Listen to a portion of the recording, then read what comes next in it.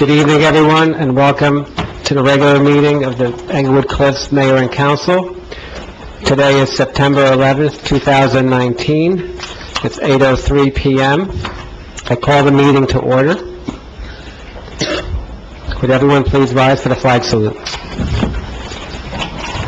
I pledge allegiance to the flag of the United States of America and to the republic for which it stands, one nation, under God, indivisible, with liberty and justice for all. Would everyone please remain standing for a moment of silence? There's actually 2 moments of silence. The first is for, today marks the 18th anniversary of 9/11 and the tragedy of that day.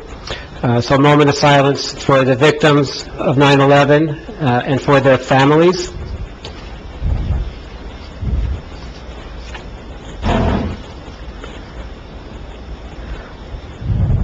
Thank you. And a separate moment of silence for Virginia Danzo, who was a resident in Englewood Cliffs all her married life, and it was a very long life. She passed away on Saturday. She died at 96 years old. Thank you. This morning we had a, you can please have a seat. This morning we had an observance of September 11th at the firehouse. It was attended by residents and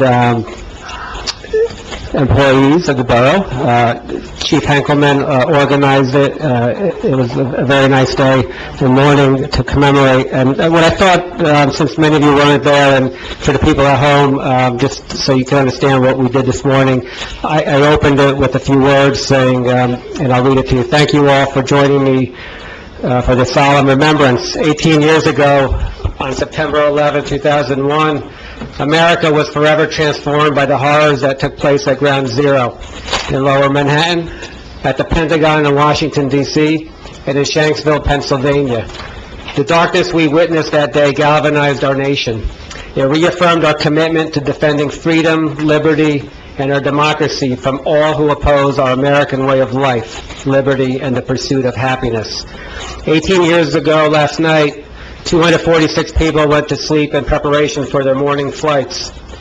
2,606 people went to sleep in preparation for work the next morning at the World Trade Center. 55 people went to sleep in preparation for work the next morning at the Pentagon. 343 firefighters went to sleep in preparation for their next morning shift. 60 police officers went to sleep in preparation for their next morning patrol. 8 paramedics went to sleep in preparation for the next morning shift of saving lives. None of them saw past 10 a.m. on the following day, September 11th, 2001. In one single moment, life may never be the same. As we live and enjoy the breaths we take today, we prepare for our tomorrows, cherish those you love, make amends with those you are in conflict with, be good citizens, and never take 1 second of your life for granted. May God bless all those who perished on 9/11 and their families, and may God bless the United States of America. Thank you for listening. Chief Henkelman had a speech as well, and I'm going to ask him to post that on the borough website. Madam Clerk, have a roll call, please. Mayor Kranjak? Here. Councilpersons Wu? Here. Sung? Here. Savari? Here. Park? Here. Aversa? Here. Ho? Here. Borough Attorney? Here. Borough Clerk? And DPW Superintendent? Here. Everyone's present, Mayor. Thank you. Madam Clerk, would you please read into the record the Open Public Meetings Act statement? Adequate notice of this meeting was given to the press and posted as required. Date and time of this meeting was legally given as required by the Open Public Meetings Act. This notice is on file with the municipal clerk and posted on the bulletin board. Minutes of this meeting will be made available to the public upon the completion, typing, and proofreading by the municipal clerk. Thank you. Out in the lobby is the food collection basket for the Office of Concerned Food Pantry in Englewood. I always say that I'd like to leave here knowing that we did at least one good thing as a council and mayor, and that is collect food for the needy. So we, every month at this meeting, the regular meeting, we have a collection of non-perishable food items. Thank you all who contributed. The basket will be out there until tomorrow morning if you want to drop something off later if you forgot it this evening. The Office of Concern thanked us greatly for our August contributions. The bulk of them came from the fire department, which had a lot of leftover hamburger and hot dog buns, which were really greatly appreciated by them. So thank you all. Also, I want to call attention to this week. This week is National Suicide Prevention Week.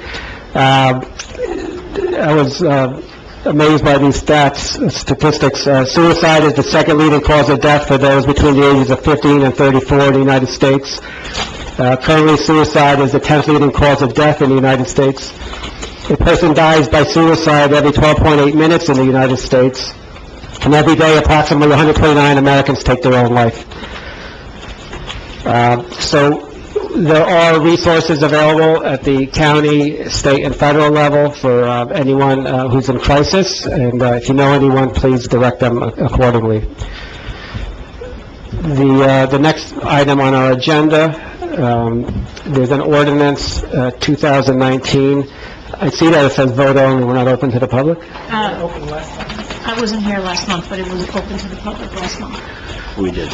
So, is it your legal opinion that we don't have to open to the public today? We already had a public hearing on it. I'm sorry? Yes, we already had a public hearing on it. Okay. This is ordinance 2019-10, refunding bond ordinance, providing for the payment of amounts owing to others for taxes levied in and by the Borough of Englewood Cliffs in the County of Bergen, New Jersey, appropriating $3 million, therefore, and authorizing the issuance of $3 million bonds or notes of the Borough of Englewood Cliffs for financing the cost thereof. I just had a question. I saw that there's $100,000 set aside for expenses. Could somebody explain what that's for? Or who gets that? So that's for the cost of issuance. The professionals who are doing the underwriting of the bond and who, your bond counsel, are probably, I'm sure, the ones who are getting paid on that. Madam Clerk or Borough Administrator in that role, do you have a breakdown of that $100,000? I don't have it with me. I can get them. Borough Council, do you have a breakdown of that $100,000? No. Okay, I would just like to know who it's going to. The underlying tax settlements that this relates to, I did not support. I thought it was an outrageous amount of money to be refunding to a property owner. If this council sees it differently and they're free to vote accordingly, I oppose this. Great. What about it? Yeah, I make a motion to vote, to adopt this ordinance. Second. Councilpersons Wu, Abstain. Song, Yes. Sabari, Yes. Park, Yes. Yes. Aversa, Yes. I would still like to know how the $100,000 is being spent, so if you can't send it to me tomorrow. The next item up is the first reading of ordinance 19-11.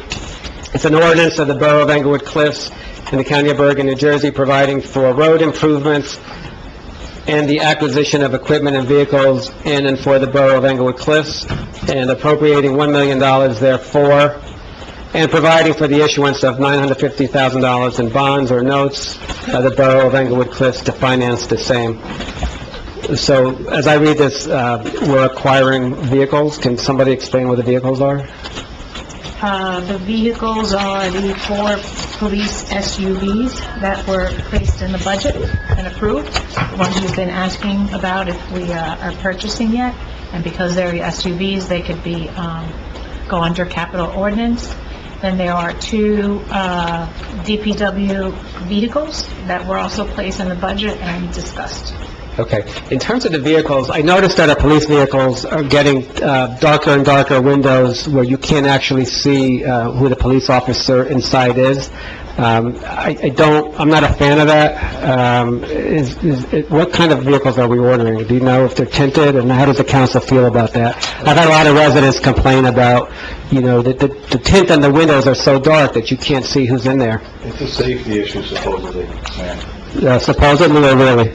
Well, I think we should speak That's to the reason. Henkelman. So that you can't recognize who the officer is, neither can a perpetrator who may want to isolate a particular officer. What I was, want to talk to the police about it, talk to the chief about that. that's the answer? No, I did, a few months ago, you asked me to look into that for you, and I had asked the officer in charge, Hill, and his response was also the same, that it's for the protection of the officer that's inside the vehicle. And that being said, I don't know if the windows are tinted or not, but that, Okay, all right. The public hearing on this will be October 9th, 2019. Is there anything else to be done on this? Yes, we need a motion to Just a motion introduce. to intro. All right. I need a motion? Yes, just need a motion to introduce. I make a motion to introduce the first reading of ordinance 19-11. second? Councilpersons Wu, Yes. Song, Yes. Sabari, Yes. Park, Yes. Aversa, Yes. oh, Yes. passes. Okay, the next item is, it's the first reading for ordinance 19-12. It's an ordinance authorizing a special emergency appropriation for severance liabilities with the public hearing on October 9, 2019. Now, I don't necessarily oppose some or all of the underlying payments that are due. What I try to get an answer to, and I'm not satisfied with the answer, is why are we doing it now? Why didn't we do it in the budget? It was known at the time, it should have been included in that budget, and why are we calling it an emergency? So, I'm still not comfortable with the answers I received, but this council, if you understand it better than I do, please go ahead and explain it to me and to the public. Well, I believe that Chris did explain it to you. Right, and I wrote back, said it sounds like an accounting... See, it's just a title. It's just a title. Right. Nothing to do, it's not going Okay. to be No, I understand that. taken to the finance board.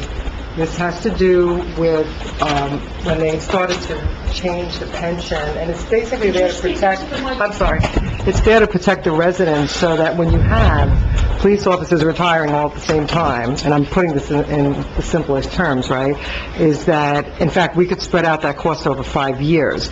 We could not put that in our budget this year because we had already reached our cap. So even if we wanted to forego the emergency ordinance, we wouldn't be able to do that, because we have to make these payments, and we've maxed out on our budget.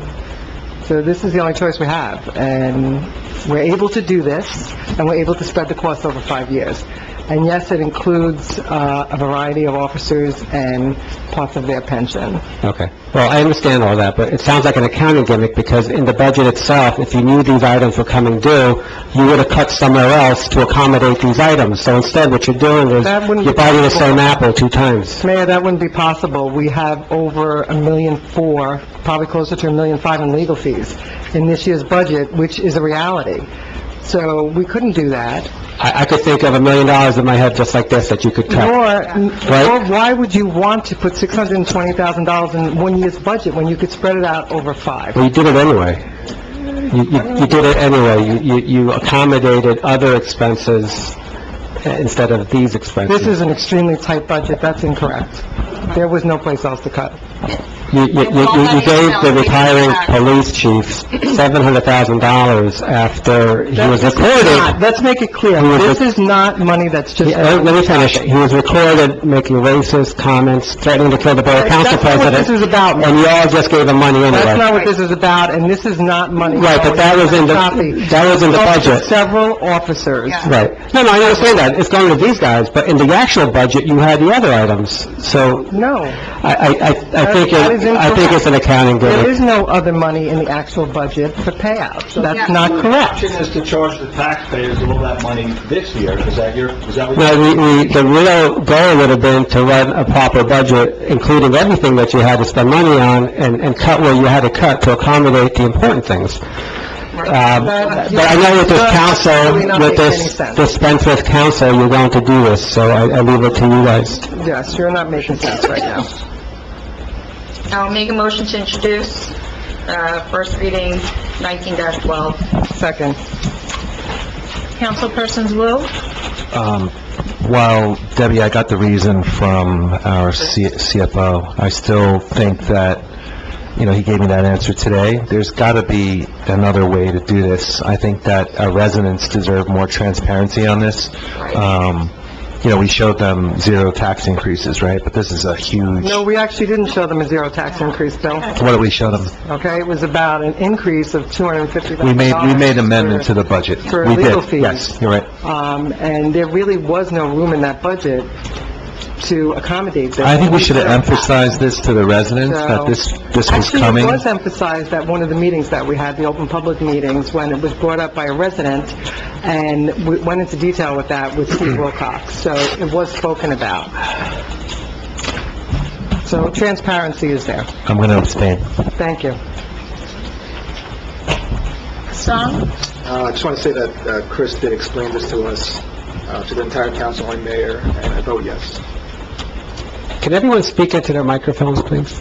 Just pull them closer to... Yes. Park? Yes. Aversa? Yes. Oh, yes. Department head reports. I see DPW Department Head Mark Neville's here. I was going to actually have you go first so you could leave. I know you've had a long day already. So if there's anything you want to talk to us about, give us a little update on what's happening. I know it's a leaf season for you. Thank you for a nice summer of good maintenance. I appreciate that. Yeah, busy summer, I think everybody had a good summer. On our end, it was a busy maintenance summer. I think, when it rained, and it wasn't that hot, so things were growing. I know anticipating we have overstaffed a little bit into parks and playgrounds, things are growing a little faster than they usually do in July and August, but staff's are working hard, we're on top of it. So, Okay. And you're all set for the leaves? we're preparing equipment, things to leave, we start shortly after homestead. Okay. And I have to mention, you all prepare for snow. We'll be, It's not on a 90-degree day, but it's right around the corner. that's our next season, we're Yeah. going to stay season ahead, but Okay. we're ready. Well, thanks for being here. Thanks for all you and the members of your department do. Feel free to leave or feel free to stay as you wish. Okay. So we had no correspondence. We had minutes of caucus and regular meeting, August 14, 2019. Did anyone have any comments to that, or are you going to adopt those? Need a motion? Councilpersons Wu, Yes. Song, Yes. Sabari, Yes. Park, I wasn't here for that meeting, so I'm going to abstain. We missed you. O. Council President O.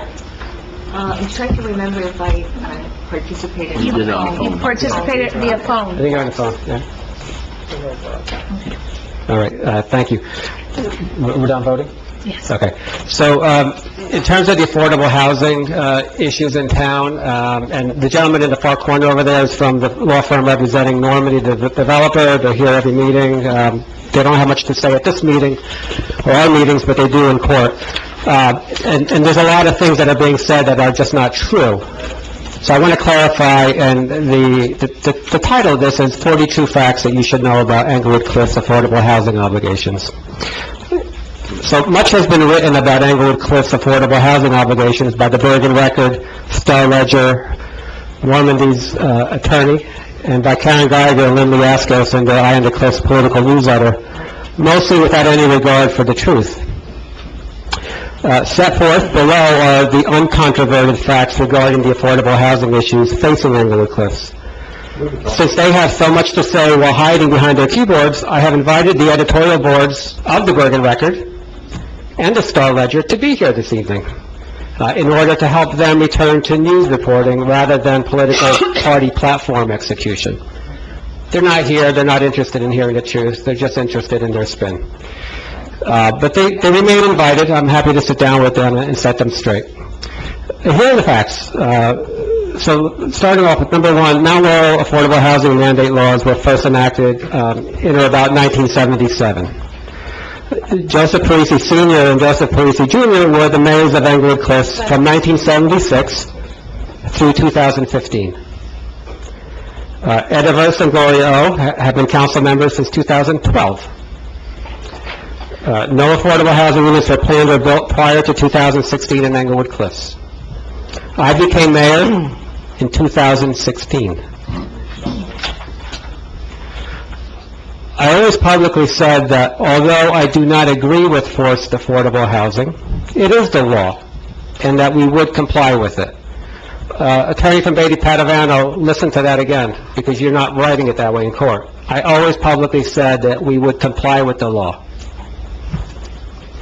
In 2017, Normandy Development applied for a commercial subdivision at 800 Sylvan, 9W. The subdivision was denied, and within 2 weeks of that denial, Normandy sued for a high-density residential development at 800 Sylvan, of which 20% would be affordable units. John Shapezi, who was Normandy's attorney at the time, submitted to our borough clerk an Open Public Records Act request for Englewood Cliffs affordable housing documents 6 days before Normandy's planned board hearing started regarding their initial subdivision application. Normandy's managing director actually admitted, you can read the transcript of the recording, it's public, that a residential development was always their intention, notwithstanding the commercial subdivision application. Here's what's really important. 2016, 2017, and 2018, Republican Council majority worked with me to preserve the borough's immunity from builders' remedy lawsuits. On January 3rd, 2019, the current council majority took control of the Borough Council. The immunity from builders' remedy lawsuits was lost in August 2019 by the 2019 council, and we're appealing that. We're trying to appeal that. The founder of Eye on the Cliffs newsletter, Karen Geiger, intervened in one of Normandy's lawsuits on behalf of Normandy, the developer, and not on behalf of the borough. That's not true. The 2018 council majority hired, this is my council, and directed a team of professionals to ensure full compliance with the affordable housing laws in such a manner that only 100% affordable housing units would be built, rather than high-density housing that Normandy was pursuing. Seemed like a logical attempt to satisfy the law. While the 2018 council was developing the 100%, Mr. Luciano, if you can't sit there with your mouth shut when I'm speaking, you need to leave. You need to leave, okay? I wasn't talking to you, someone was talking to me, so I was responding to a comment. You are distracting everybody. You're talking yourself then. We're not going to tolerate that, okay? Okay. So while the 2018 council was developing the 100% affordable housing plan, You don't represent... we also sat down with the special master and Fair Share Housing Council representative in mid-2018 to present what became the Hudson Terrace Plan, which provided the borough with 77 affordable housing units. We left the meeting with general agreement by the special master and the Fair Share Housing Council to the Hudson Terrace Plan. Within 1 month of that tacit agreement, the Fair Share Housing Council and the special master withdrew their support. Fair Share Housing Council is a non-governmental, non-elected, non-profit organization that claims as its mission to ensure local government compliance with New Jersey's affordable housing mandates. Fair Share Housing Council raises money and pays salaries to its employees, including its own in-house attorneys, who share in the $600,000 of salary that's paid annually. Fair Share Housing Council does not disclose who its donors are and refuses to do so. It's probably the best-kept secret in New Jersey, but many believe they're funded by the builders, the construction industry, and some high-level politicians. Now, I challenge the Bergen Record and Star Ledger to actually do their jobs and investigate and report to us who finances this so-called not-for-profit organization. Let's see if they do that. Fair Share Housing Council is headed by Kevin Walsh, who lives in a town that is not compliant with its own affordable housing requirements, and recently maneuvered a change in its send-receive high school relationship from a high school with 22.9% white and Asian students to a high school with 72.1% white and Asian students. It seems to me that Mr. Walsh doesn't practice what he preaches. Fair Share Housing Council and Kevin Walsh run the state of New Jersey. This is why we get in trouble. They control the legislature. Why we're gonna get affordable housing, because he... They- Could you please just be quiet already? You're destroying this town. They control the legislature. Let me Now finish. he's on the No, record. even if it was true, you're destroying us. Newspaper saying all this stuff. You're told to be quiet. They control, Fair Share Housing controls the legislature, the governor, and the courts who are now judging Englewood Cliffs. The New Jersey legislature abdicated its duties to ensure that citizens have a government, hold on, This is the we line. are entitled to a government whereby decisions are made by elected officials and not by unelected judges. Okay, that's the guarantee clause of the U.S. Constitution. Through 2016, 2017, hold on, let me finish. You can say whatever you want after, and I will listen to you, but you need to listen As to long as you'll this. listen to us, too. Through 2016, it is unbelievable, really it is. Through 2016, 2017, and 2018, under the Republican council majority, we kept all council members fully informed and always obtained a consensus as to taking any action whatsoever regarding affordable housing. In 2019, and this is why we're here today, the Democratic council majority failed to keep the Republican councilman, Mr. Wu, and myself, as the mayor, informed of their actions. They hid what they were doing. They tried to secretly settle with the developer, permitting 400 high-density housing units at 800 Sylvan, and certified to the developer that neither they nor their attorneys cared about the public's opinion. I sued the council members and attorneys on my behalf and on behalf of the borough to obtain the information that was kept from me by the Democratic council majority and the attorneys that they control, such as Mr. Marinello. Noteworthy is that the judge in my case, which is the same judge in the Normandy case, still has not granted me the right to receive the information that I demanded. On January 4, 2019, the day after they took control of the council majority instructed their borough council, Albert Wunsch, to reach out to Normandy's attorneys to indicate the council majority's desire to settle and that there's a new sheriff in town. When I found out that they did that, I said, "You just put blood in the water." I was cut off from virtually all communications by the Democratic council majority and the attorneys, including Mr. Serenian and Trouter, Marinello and Wunsch. In April, I learned that a highly confidential memorandum of understanding was entered into as a blueprint of settlement with Normandy and the Fair Share Housing Council.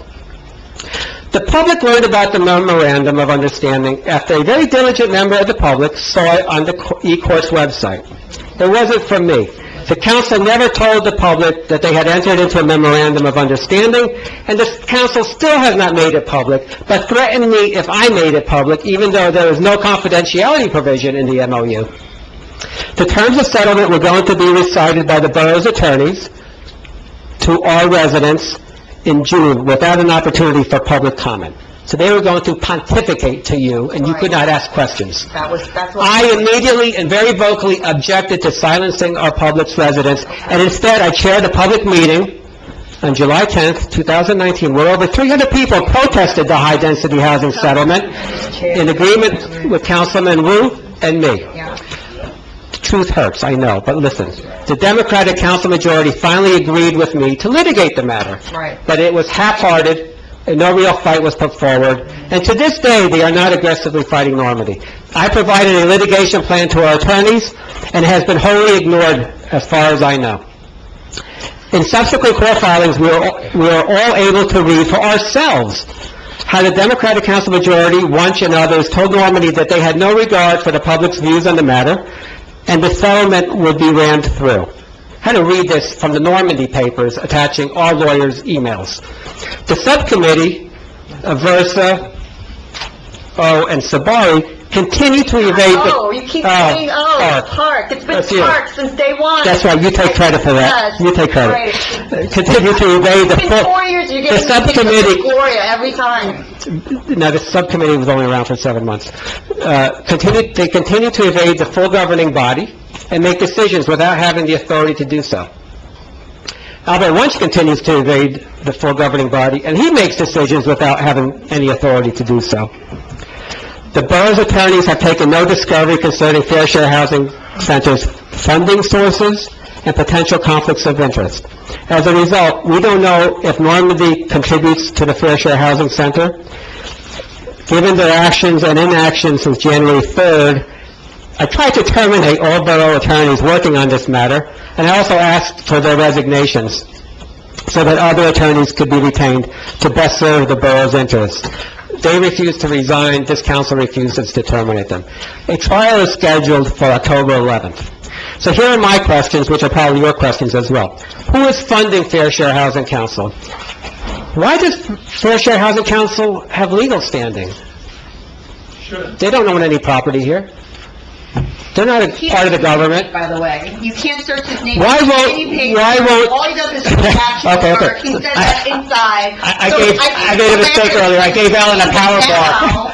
No, I think it's hilarious that you're saying he's talking about litigation, when you have no litigation experience whatsoever. No, I do, actually, and that's where you're wrong. And Foolishly, I regret... Mr., and look for his Okay, independent decision by okay, hand. all right. I regret giving you that energy bar. Okay, thank you. Why won't the legislature act? Well, why won't the legislature act? They could fix all this. But Mario, we can't... Why won't you, why, Legislature, let's worry you'll wait for your turn, there'll be public comment later. Exactly. Situation. Why won't your own state legislatures, the legislators, Senator Weinberg, Assemblywoman Huddle, and Assemblyman Johnson do anything? Why won't they act?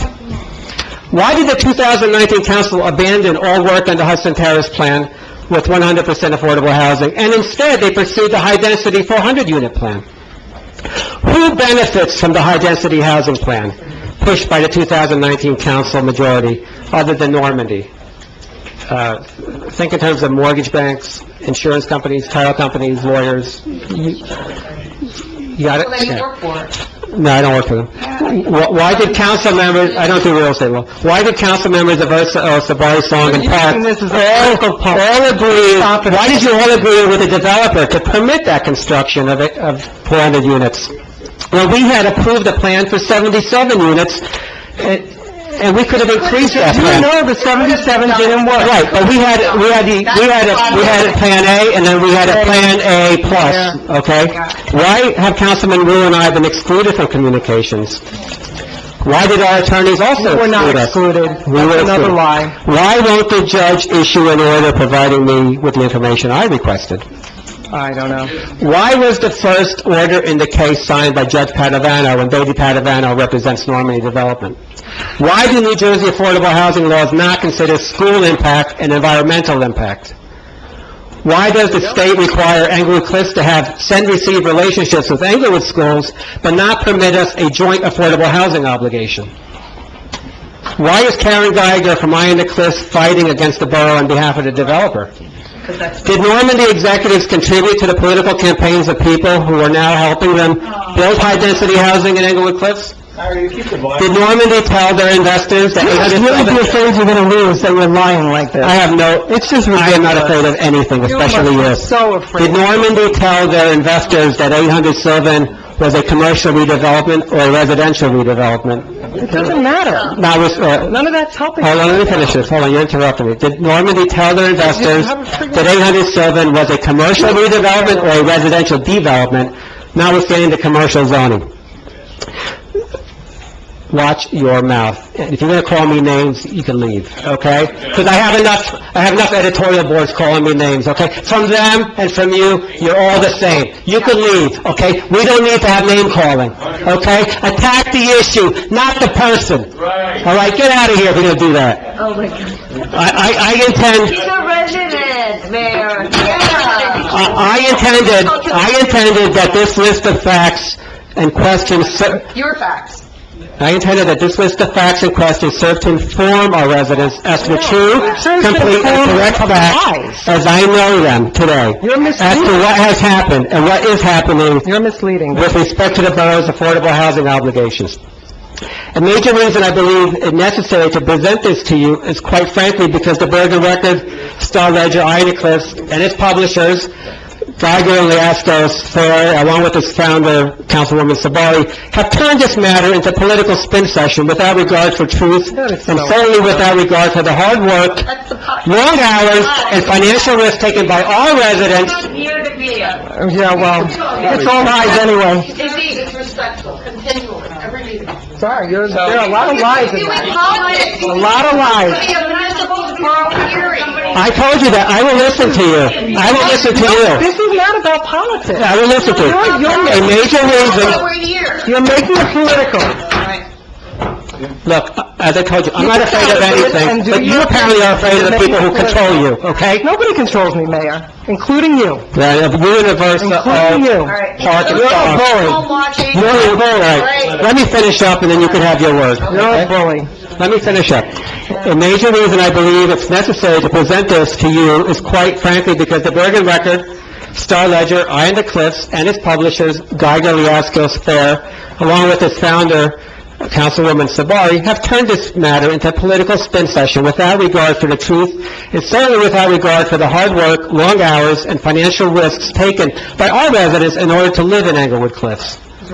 At the end of the day, I assure you that none of these editors or publishers, not the legislature, not the developer, not even Fair Share Housing, really care about anyone having a better home, a better school, or better quality of life. They don't care. All they care about is shifting the value from all residents' homes and hard work to the pockets of their friends and financial supporters. That's all they care about.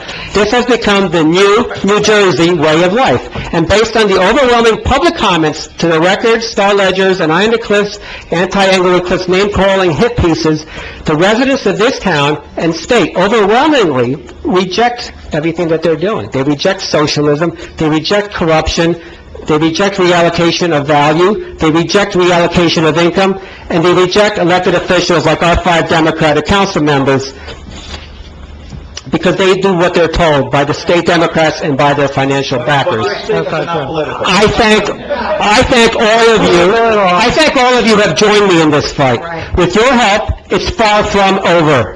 And we will be able to satisfy all our applicable laws on our own under home rule, which is what I set out to do until this council took control of the governing body this year. Okay. All right? May I have the floor? You said you would give me a chance after you were done. You have the floor. Attack the issue, not the person. Okay. So you say all this and you say it's not political. It's clear that everybody who's watching at home knows that this is political. But that being said... It's the truth. Right? It's not the truth. The truth hurts. It's your truth, right? But that being said, you know, we've all lived here for a long time, right? And we can agree to disagree, but the way you act as a mayor, it's my way or the highway, and for that matter, professionals that you hired, who now, you don't agree with your tactics, right? Which is, I don't know, if your mom never told you, you get honey, you know... Leave my mom out of this. Well, you can catch bees with honey rather than vinegar. You upset everyone. You divide all of us, and now we're in the situation... Well, New and Jersey's now- not treating you with honey. Let me finish, right? And now you want to fire the professionals that you hired, that you felt that was competent and experienced. You repurposed them to the detriment of this town. We brainwashed them. That's what he keeps saying. Listen, That's folks, not the case. lawyers and experts, they just do what you tell them. No, Ellen, you're because- Councilman Park. There's nothing wrong with firing people you've hired. I mean, there's nothing wrong with that. That is correct. However, they are doing their jobs, and just because they do not agree with the mayor, They shifted. They or then pivoted. they agree They with pivoted when there was a change in And control of again, and the that's council. why I'm saying, people who don't understand litigation like the mayor, things change daily when you go to court. Folks, except that you're losing value to Right. us, but you'll lose 30% of your home value. That's what they're trying to say. They're trying to scare everyone. And you think that being nice to these people is going to help you. All right. Not being nice. You know guys what? are getting run over, and you're being Right. told what to do. Exactly. By who? I have a long list. Right. Yeah. So this is what I'm saying. Every Democrat in the state government. Our Englewood Cliffs residents are smart to figure it out. If we could have done what he's saying, we would have done it already. And the fact of the matter is, last year you guys had control and did nothing, and now we're here, and now you're saying that it's our fault, but in reality, you had control Let last me year. answer that, though. Let me answer that, because that's a good comment. That's true. Yeah, I have a lot. Okay, let me answer that question. So, folks, I want you to think about something. If it's 100% affordable housing, I am speaking, Mr. Luciano. Why, the other side is screaming. You could both leave. Okay. Over there, okay? You have to stop. Comments over there, okay? You- Quick question. You have to stop. No, you I think that... you have to treat everybody the same. Ms. McGuire, will you stop? Mr. Luciano, will you also just stop? Because this is your third strike, so you're out. Yeah, 10 strikes, that'll really Stop get it. attacking the person. Well, here's the thing, folks.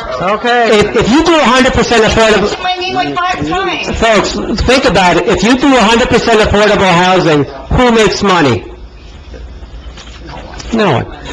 If you do high-density housing, where every unit of affordable housing has 3 units of market-priced housing, who makes money? That's what this is all about. They're stealing your money. And New Jersey, let them do this, okay? Jersey. This is the law, right? This is the law. It is the law. The law needs to be changed. It is the law, but you know what, Mario? And I know you want your friends to make the mortgages on these houses, but they're not going to. Who are my friends in the mortgage business? I'm not in the mortgage business. No, it's your friends. So the reality is, okay, that this started when the application was denied by the planning board. That's the reality. If everybody in the planning board knew that this was going to be their plan to do residential, and it was recorded, I listened to the recording, I mean, there are people out there who complained when Chaffee was recording, but yet, all of a sudden, we have recordings of private conversations and closed sessions, so, you know, it makes you wonder what's right and what's Not wrong. true. Now you're lying. It's okay for the goose, but not for the gander. Lying, Deb? Now, Now you're lying. bottom line, let me finish. Now you're lying. Let me finish. There's no recording of closed Okay, session. there is a recording. There's no recording of closed session. Yes, it was. No, it was not closed Listen session. to the recording. You gave the residents a piece of it. No. A little piece. Was That's all it- you gave them. We got They should listen lying to it. Deb and lying Ed over They here. should listen to it. They should listen to the recordings, and I'm talking about all the recordings. Well, tell the truth. Can you let me finish? Name calling, Mario, you said you would let me speak. Finish, okay? speak to the 40 points. I'm going to speak. There's 40 No, of them. I'm not speaking to your points, because most of them are lies. So, Which ones are lies? this all started... Which ones are lies? Wait, can you please let me... Which ones are lies? Okay, I didn't come here with a prepared report like you, because that's political. Just because you do things in the back room. Borough business. Nobody's dealing with anything in the back room.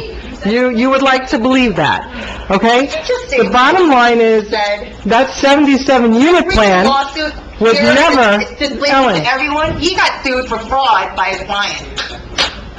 Right, that's on Pacer. Careful. You know, you could read everything. Careful. Decision, feelings. Careful.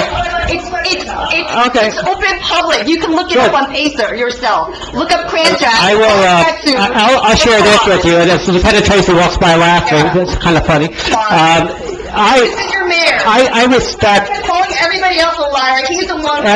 look, I'm very proud of my career of 30 years as an attorney. I've done a lot, I've paid a lot of payroll. To keep it sealed, correct? No, That's what the decision no, said. in fact, you should read on. I'll bring it. Okay. I'll bring it. Well, Back to there's affordable full housing. indication, but look, she's attacking me as an attorney, so, there's a code of ethics that says you shouldn't be doing that, Alan. Attorney, I never got sued by a client, not one time. You never took a single client. Okay, I've got the floor, thank you. For fraud. So I'm very proud of my career as an attorney. You're welcome to talk to the investors of that company. Yeah. You're welcome to talk to them because they and I still, Okay, we foreclosed on that Yeah. intellectual property, okay? So, yeah. okay, can I continue? Is that the best you have? You're going to regurgitate old things? Well, you've been doing that all meeting about All right, freezing. let's open to the public. No, I'm not opening, you're not opening to the public until I get to speak what I have to say. Please, She keeps interrupting. please, okay?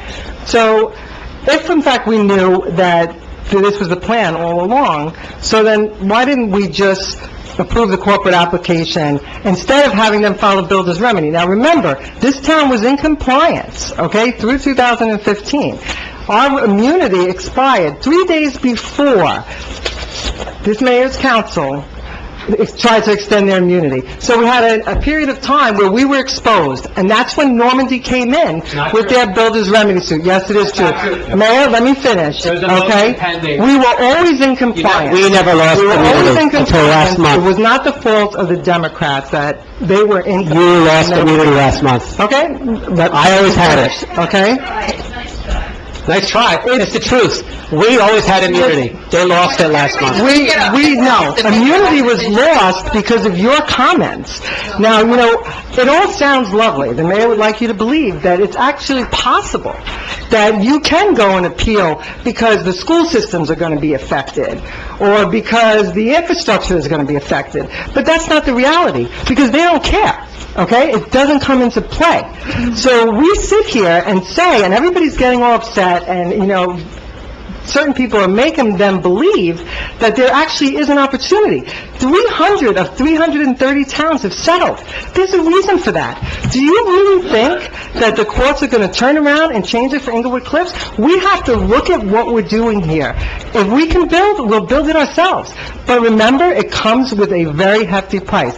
I warned you that we were taking risk here, substantial risk. And look what happened. When you stand up in front of the public and you make racist comments, and you talk about socialism, and you talk about politics, look what happened. This judge took away our immunity. So you're saying that the judge made a political decision? No, what I'm saying... I like judges that make decisions on the law, What I'm okay? saying is, for whatever reason, she made that decision, and I respect the judge. She's wrong, though. She's wrong on the law, she's wrong on the facts. She's wrong. You talk about fair share housing.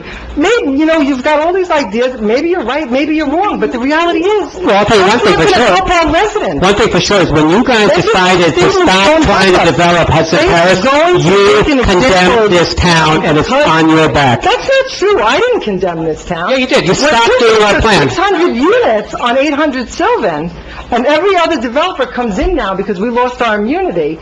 That's You on lost your immunity. back. No, no. That's on... Actually, you lost the immunity. We're back for not approving it. I had a beautiful plan, folks. It was 100% affordable It housing. didn't work, and your attorneys told you that. Sorry, Mayor, the plan is that it wasn't enough units. That was the problem with the plan. Right, and then, and there was, That wasn't enough. there were 4 options to increase those units, okay? You guys ignored them. You know what, you... You know why you ignored them? Because you wanted to take the path of least resistance, the most political gain for your friends, and the That's most not money true. for your friends. That's not true. That's true. So why No. did you settle your You never case? even looked at the dollars and If you cents were of so anything. correct, why didn't you settle your own case? Your whole lawsuit, you settled allegations against fraud. So Ellen, the adults in the room are actually talking about affordable Right, housing, adults. and you're playing with crayons over here, okay? Because you settled why? I don't know. Because All right. that's the financial thing to do. I am happy Nobody on this council is making a I am dime happy to from say, Hard anybody. decision. There is no corruption. You're I know cashing that in. that's what's being said out there because certain people are putting it out there. It's But true. that's all Your lies. friends are all gonna make a ton of money. I think that's... How are they gonna make a ton of money? All right, let's open to the public. That's just... Can I have a motion to that's open to the it. public? So moved. Second. All in favor? So if there's anyone from the public who wishes to be heard, and I encourage that you do be heard, raise your hand, let me call on you, come up and sit down at the table here and speak into one of the microphones, state your name and address, please. Mr. Aversa wants to limit your time, I don't want to limit your time. Yes. It's when the speaker is done speaking. Is it 3 minutes or 5 minutes? 5 minutes? Angela Chen, 22 Sarah Hill Lane. My question is, if the 77 units are not satisfying, and the mayor said there are 4 options, I just heard, to increase the units so we can satisfy, why it's not considered? We're considering all the options. No, you're not. Actions, not words. Because Incorrect. I think That 77, though, is not going to happen. a couple of facts that, the council has passed to do the building ourselves. But then a month later, or I don't remember the exact time, and then the attorney was sent to negotiate the settlement with Normandy. Are these true? That's true, right? Because that's from the courts. Everything I said filing. is true. It's not, I want to hear, if you guys think that's not the truth, then tell us, what's the truth behind that? What make you, if you feel the 77 units are not enough, then consider, if we increase the unit to say 100-something, it's still fewer than the 400. I understand there's costs associated with that. I understand there's, if we need to move, what I read is we need to move the police station, something like that. That's a cost. We could do it without moving. And if we build that, there's cost to the residents, of course. But the 400 units, once those are built, the school can afford it. And then we have to build more school, and we have to pay for more students to go to high school if they decide to go to Englewood for high school, right? We have to pay for that too. So that's substantial more cost. So, like, everybody here is well-educated. I just don't get it. If we say, I think 100 and something units, even 77, don't satisfy. 100 and something will satisfy. And why don't we just figure out ways to create that 100 something instead of allowing the high density? So what's the reason behind that? Yeah. That's my major question. I don't get it. So, yeah. So if you're done, Angela, Yeah. you can sit there and the council can discuss and answer if that's okay. And, We don't yeah, want to take your time, so if you're Okay. done, that's fine. if I have another question, then Oh, then you can stay. So why don't you stay and then let them answer, and then... They stop the timer. All right, we stopped the timer. okay, I'm done with the, All right, so somebody answer her question, Would you please. like to? I can answer, or you can answer. So the first thing is that adding units is a tricky situation too. If you add units without acquiring more property, you increase the density on that site, which also means that our number from the state, affordable housing, increases as well. So it's a very tricky situation. You can't just say, we have, a lot, and we're going to build, 100 units on that lot. Because it has to do, that's why it gets a little complicated. It has to do with how many units per acre you fit. So the more units you stick on a piece of property, the more units that Fair Share Housing argues that they could put more. Yeah. That the town is required to put even more units. So it's a very tricky situation. You need to have enough property to satisfy that density. Ms. Chang, let me just interject and rebut. We actually had a plan to acquire and control additional property. but, sorry, my second question is, if that's true, then if we have 400 units being built, then we're jeopardized because they can come back and say, you need to build more. Would that be like, Affordable housing.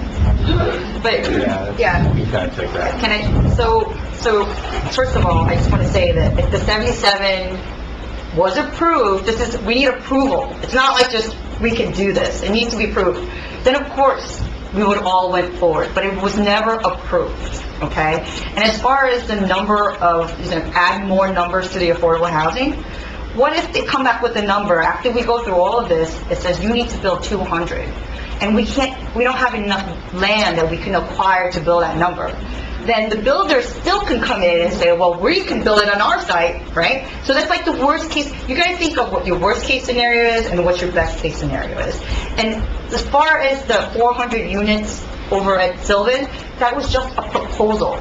It was never, like I said, 100 times, it was never agreed, it was never, we have to have a baseline of what it is that they were proposing to us, that we can disclose to everyone. We had that upper school, that was the disclosure, right? No one seemed to, at that time, want to do that, and we were okay with it. So we said, okay, we're going to continue, and this is where we are now. Now, as far as building our own, again, it depends on the number. It's not just something that we can say, we're going to do 77, okay? No, it doesn't work that way. We have to get approval. If we say, okay, we can do 125, it still may not be approved. So where is the limit? It may not be enough. But let me rebut that, though. You presented on July 10th to the town that you were advocating for 400 units. It wasn't just a proposal. It was almost, you signed an MOU. You signed an MOU. Actually, our attorneys That's right. They wanted us to settle. They're professionals. Oh. They felt that we would lose. You're throwing them under the bus I now. have a last question. I have one more question. The MOU. Is it by law that the council has to consult, the residents before signing the MOU? No. because it's But just so you know, behalf of us. They should have consulted the entire council, not just the subcommittee. Well, let me tell you the procedure. What they did was, they had three people from the council agree to this, not the entire council. That's not true. In terms of New Jersey law, the council can only act as a council. They should have came out and actually asked for permission from the entire governing body, which includes me, I break ties, but they didn't do that. Break ties, because we don't have a tie All here. right, so, No. let me just say one thing to that memorandum of understanding that the mayor keeps on pontificating that there's something wrong with it. It was You non- agree with it? Obviously, it was non-binding, because are we in court saying that we have to do exactly what that memorandum said, Mario? No, we're not binding. Well, I'm not lying. That was the intention of what you wanted to do. It's non-binding, but we shouldn't have anchored anywhere. We shouldn't have anchored anywhere with that negotiation. Negotiating We 101. anchored at 400 there, right? Bottom line. That was a baseline, yes. It was a That was what was baseline. the... We didn't need to do that. Right? We didn't need to do Do that. that. Well, you know The what? court didn't accept, Now we all... they didn't accept the 77, but they didn't reject it either. Well, we found out... Good point. They rejected- Good point. They rejected it. They sure did They reject it. didn't reject it. When did they They never reject it? rejected it. Is our number 77?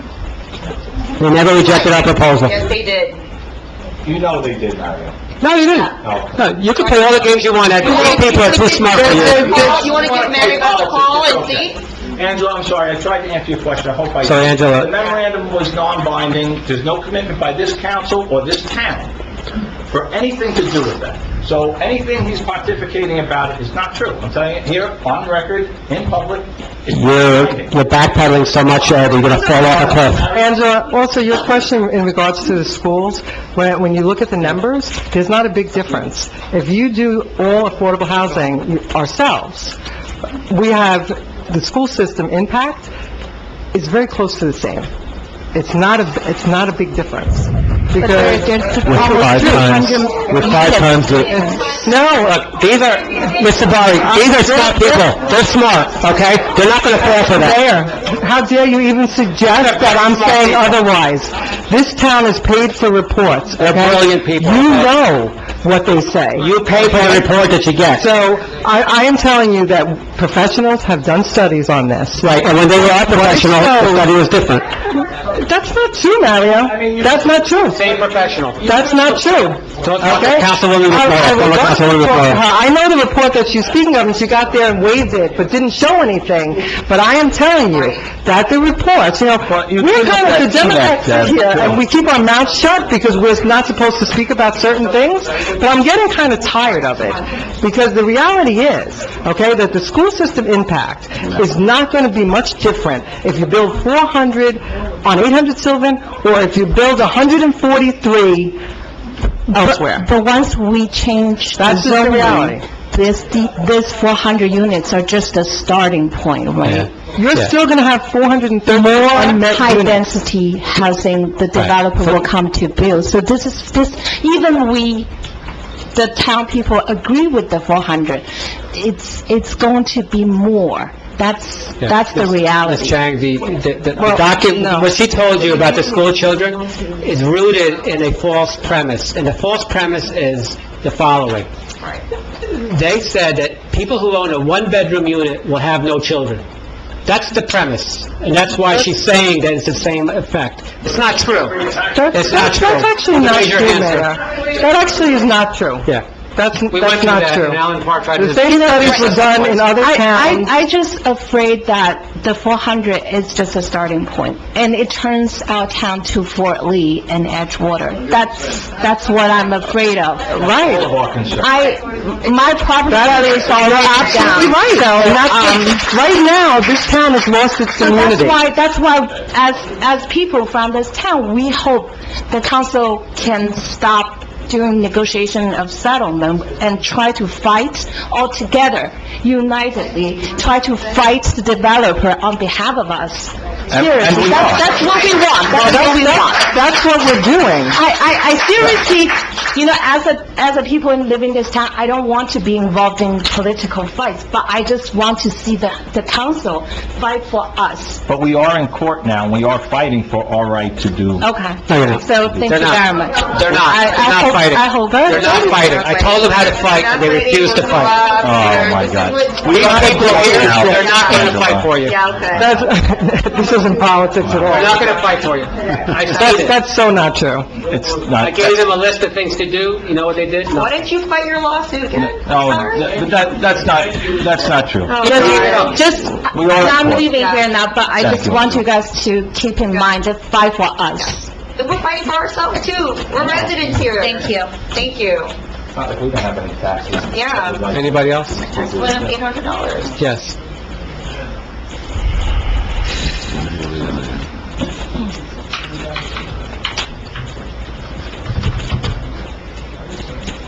Yeah, he did. He did.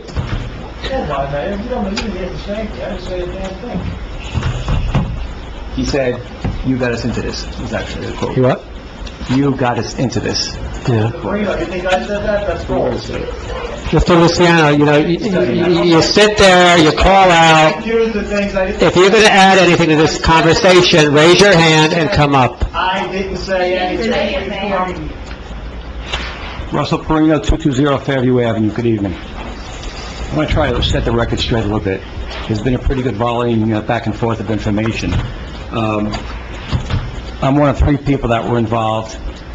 Actually, the only person probably in this room that was involved since June, July of 2017. So I know the facts as they went from then through at least January 7th, when I was cut out of the process, let's say, of affordable housing compliance. It's always difficult for me because I have to measure my words. And I say almost, I think every time I get up here, that I have no bias against Normandy or any other developer. So I measure my words.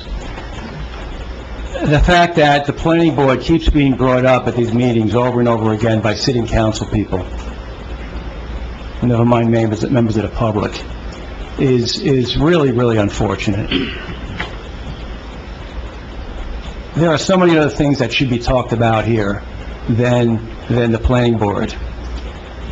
Notwithstanding that fact, information keeps coming forward, right, that indicates that Normandy may have had another plan, right? You can talk about the infamous Schapese email asking for all documents related to affordable housing that came in after their application was filed before the planning board, but before the meetings actually started, right? You can draw your own conclusion. Recently, an audio tape of a meeting that was attended by Normandy officials and certain representatives of the borough indicated more information, right? And this is an officer of Normandy who spoke quite clearly about, at least in my mind, what their intent was. So I really ask the council members in their official capacities to stop laying the blame at the planning board. Planning board is part of this municipality, right? And you're basically blaming yourselves and ourselves. So just stop. There's been enough of it, all right? You need to find solutions here and not point fingers. And I say that sincerely. And I know it's political season, and I'm sure it'll be front headlines like it was last year, and even the year before. But it's not right. And you're doing the public a disservice by trying to distract them from the facts. And the facts are that through January 7th of 2019, this borough had immunity. The fact that there was a 3 or 4 day potential lapse is not an issue. It's been decided by the judge, it's been appealed, but it wasn't an issue. What caused this issue, from my professional opinion, and I was involved in this as much as anyone, except for Carol McMorrow, who spent a little more time than me, not much. I spent probably 25, 30 hours a week on this last year. The fact of the matter is, this council and this governing body has to have a strategy, right, where you move in one direction. When you flip 180 degrees at any particular time or place, that causes grave consequences. So if you had, in January, continued with the plan that we had, and there was a Plan B, I call it Plan C, Plan D. I can't tell you what those options were. You may know about them now, you may not. If we were short on our RDP, and we still don't know, Councilman Aversa, we still don't know. Until the judge puts her gavel down and says, your RDP is X, we don't know what that is. We have some indication based upon the Special Master's report, what it may be. She could say it's less, she could say it's more. It's not confirmed until the judge says so.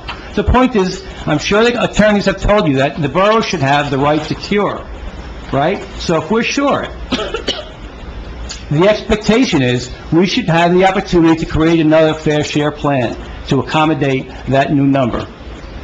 Now, the situation's changed drastically. And that is the cause of it is the 180-degree flip. If there's going to be a question of listening to the residents and having the residents come out and speak, that should have been done in January. Taking their temperature then and said, you know, you could have made the calculation to either continue on with the litigation or turn 180 degrees. You couldn't do it after 8 months of the judge giving you more time to try to settle, and then at the last minute, the carpet's pulled out. What do people expect? So, please don't blame the planning board. Please don't blame the team that worked their asses off, excuse my French, from 2017 through the end of 2018, formulating a plan. There was not just the housing plan that you saw, there was plans B, C, and D. And I could recite them right here, right now. I can't do it. You've never invited me, and that's on you. If you say you have no other choices, you don't know what to do, well, maybe you should have brought us in then. You could still bring me in now. I'd be happy to sit with you. I've made that clear probably 5 or 6 times last year. You didn't take me up on it. You can tell the public why. What was so important that you felt that having the people involved in that for that period of time, that was in every meeting, every conversation, every mediation, and not pull some kernels of information from them before you decide you're going to march off in a direction and then turn 180 degrees 8 months later? Shame on you. And I'm speaking to the council majority. You cannot say that the MOU... With all due respect. I'm not going to finish my statement, then you can please respond. I've seen the E-Court's filings. The fact that there is correspondence from Mr. Serenian that spoke about adjusting the terms of that MOU so that only the subcommittee, that's of 3 people, would be the party authorizing the signature of that document, says a lot. When you say the mayor wasn't excluded, why was there a change in the terms of the MOU required that wouldn't have included all of you folks up here? I don't know who learned what when, but I do know that letter speaks volumes about the fact that there was a specific intent by members of this council to keep it within that committee and not bring it to the entire council, including the mayor. That's my opinion. Well, that's not true. It's true, it's corruption, follow the money. You were very well aware of the MOU. Yes, thank You you. say corruption, I'm gonna bring a copy for everyone to read next. Go ahead, bring it. One more time. That's fine, Ellen, Okay. that's fine. I've had a very nice legal career. I'm very proud of everything I accomplished, Okay, we'll do that. which seems to be that I've accomplished a lot more than you did. Yeah, next meeting, everybody show up, I'll give you a copy of the Okay. lawsuit. It's okay. He stole his client's idea. No, not true. Stick to this call. Right. Yeah, she can't, because you know why? She's a child. He is doing what he's doing. Right. She can't. Right, I can't. You can't. You cannot be professional I in the can't be council level. professional. I think he called me corrupt, and I'm supposed to take it from a man who got sued by his clients for fraud? You think that's okay? He's called me corrupt 5 times in this meeting, and that's okay? Folks, this is what I have to deal with, okay? We're talking about the character of this council. The people at home not see that he called me corrupt 5 times? I'm an attorney too. I'm agreeing, can we just... Right. Move on. I'm agreeing with all of you. Move on. Stop. This is a public time. Don't call me corrupt then. You defaming everything. Do not call me corrupt then. You guys are. Right. You're doing it again. All right. Come on, let's just move on. Are we done? Are you done? Carol McMorrow, 489 Summit Street. Can the public, is this working? Hello? Yeah. Yes, Can you hear me? close. Okay. I want to set some facts straight. I'm going to piggyback on what Mr. Perino said. I'm going to ask you not to please yell, scream, call names. You know, you guys say that you are concerned for the residents in this town and the well-being, but I come here or watch the videos and I hear you yell and fight about this subject matter like a bunch of two-year-olds. Ms. Sabari, you need to control yourself. You came into this council, and I appreciate your wanting to do a great job. I appreciate that. But you are arguing, fighting, and you are causing a lot of issues for this town, and I don't know that you're aware of what you're doing. I'm going to try, and I'm giving you the benefit of the doubt here, and I'm asking all of you to put the politics aside and to work for the residents that are in the back of me and that are going to watch this video, okay? Because we are in a dire situation right now, and I am trying to do everything I can as the former liaison for affordable housing to this council, even though you have treated myself and Mr. Perino like garbage. But I'm putting that aside because I have an obligation as a former elected official to do the right thing for these residents, and that's what I'm trying to do. I encourage every resident that's sitting behind me to go on to E-Courts and look at Mr. Albert Wunsch's latest filing on E-Courts dated September 10th. He took 6 pages and trashed myself and Mr. Perino and the mayor about affordable housing issue. I was left no choice but to file a certification myself to the court, to Judge Farrington, to set the records straight. The politics has to stop. Mr. Wunsch has been, I pulled his vendor report. He has been paid $141,000 by this council for 4 to 5 months of work. They are paying him another $70,000 to $80,000 on top of that, on these resolutions. And Mr. Wunsch is causing, if you read this from this public filing, why is he attacking the 2 people, myself and Mr. Perino? I'm going to leave the mayor out of this. Who are witnesses to all of the good work that the borough did. Forget that him and I did it. That the borough did for its affordable housing plan. Why would you trash your 2 witnesses that are going to go and be deposed on behalf of this borough and say, all the work we did? It doesn't make any sense. You need to stop. We are one town. You're attacking the planning board constantly. You attack me for taping that meeting. I am proud that I taped that meeting. I do not meet with a developer that requests a meeting unless I have a tape recorder running, because I don't want to ever be accused of a bribe or be accused of soliciting a bribe, okay? Let me tell you that.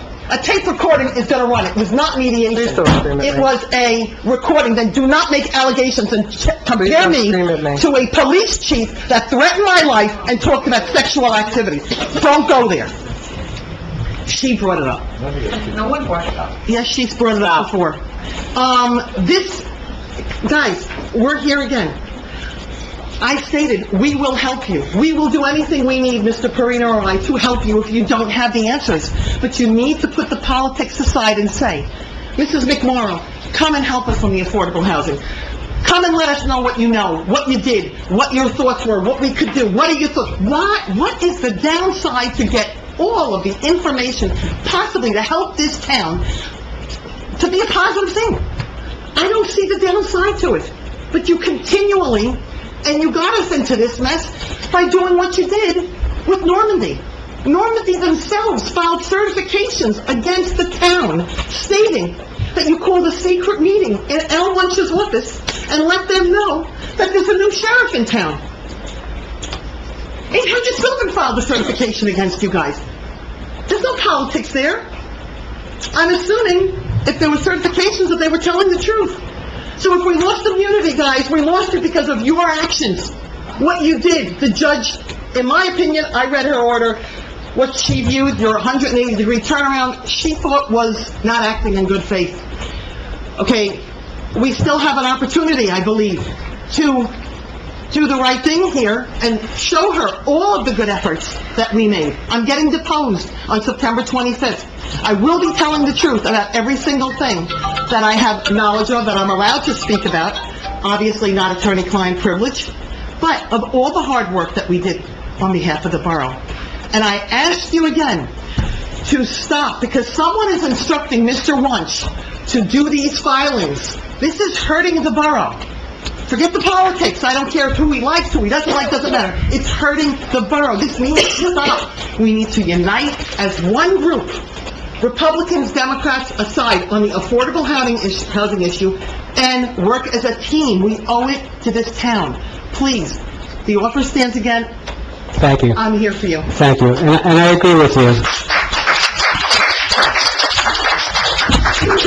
Mr. Wunsch should not be filing documents criticizing anyone on his team, but he can't help himself, because he's not here to represent the borough. He's here to represent a political party that have the borough pay him for it. There goes the politics again. It's true. It's true. The guy screams at me all the time. He doesn't listen to a word I say, and this is why we have the mess, okay? That's not true. And by the way, Mr. Wunsch never did any affordable housing work prior to January, and yet we just paid him $140,000 Mr. Wunsch to learn how to do this, and he didn't do a very good job of it either. Anybody else wishing to be heard? Yes, sir.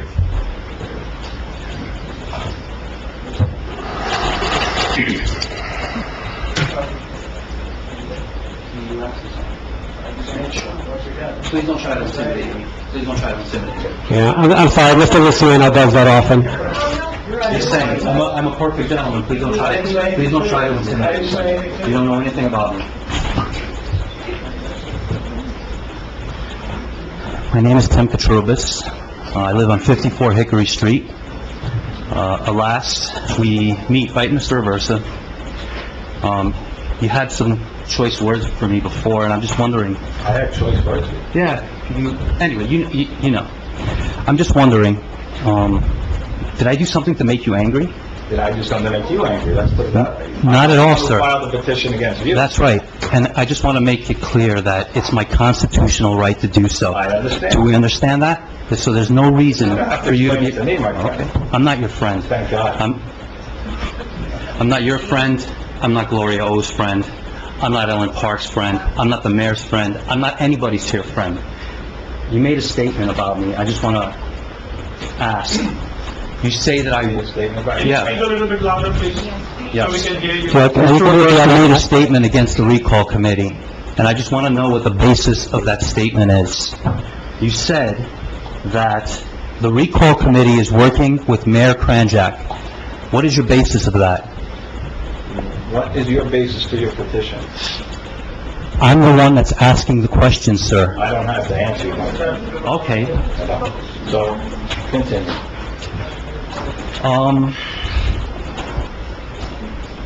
I'd like to ask... Recalling. I'm sorry? I'm curious. I don't know you either. I'm curious, why are you recalling?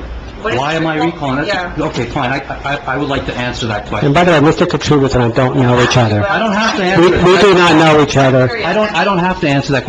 I'm recalling on the basis that you personally came to my home along with Deborah Tabari, and you campaigned on following through. Ellen Park.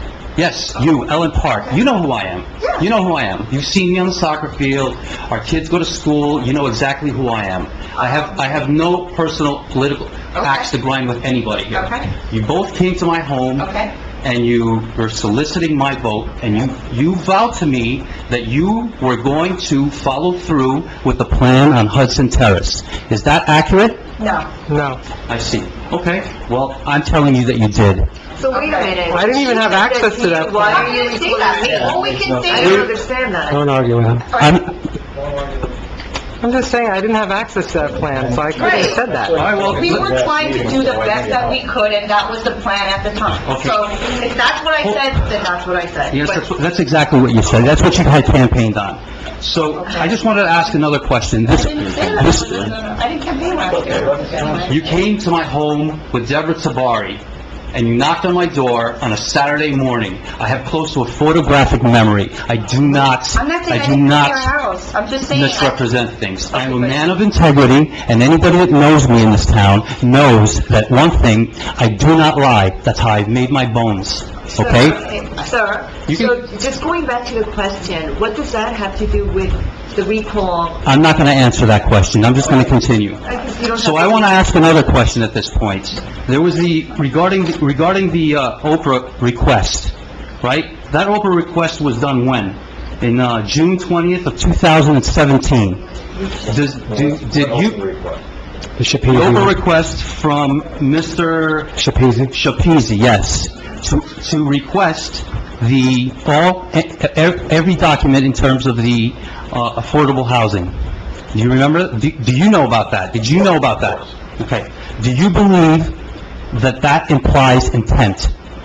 For what? But Intent to build residential homes? would you like me to answer you? That's the question. Do you believe that implies intent? So, Mr. Katrubis, you're asking me if I believe a developer as big as Normandy Right? came to our borough with 28 acres, and you're trying to ask me that if I'm naive enough to believe that they only had one plan, one plan, so you're trying to make me, I want to make sure I understand the question. No, I'm saying, I'm asking you, did you know about this Oprah request? I just told you yes. Okay. If a developer makes an Oprah request, common sense would dictate that they have an ulterior motive. It shows intent. But Mr. Katrubis, these are massive developers. I'm a little guy, and I didn't go into a plan with more than one plan. I go into a development with more than one plan. Anytime you get an Oprah request, doesn't mean one thing or It- another, but anyway. Anyway, the point is, it implies I intent. like how you guys defend Normandy. I'm not defending It implies intent, okay? Did you know about the Oprah request, Ms. O? Yes, I did. Okay. But it doesn't really necessarily prove any intent, like Okay. you were saying.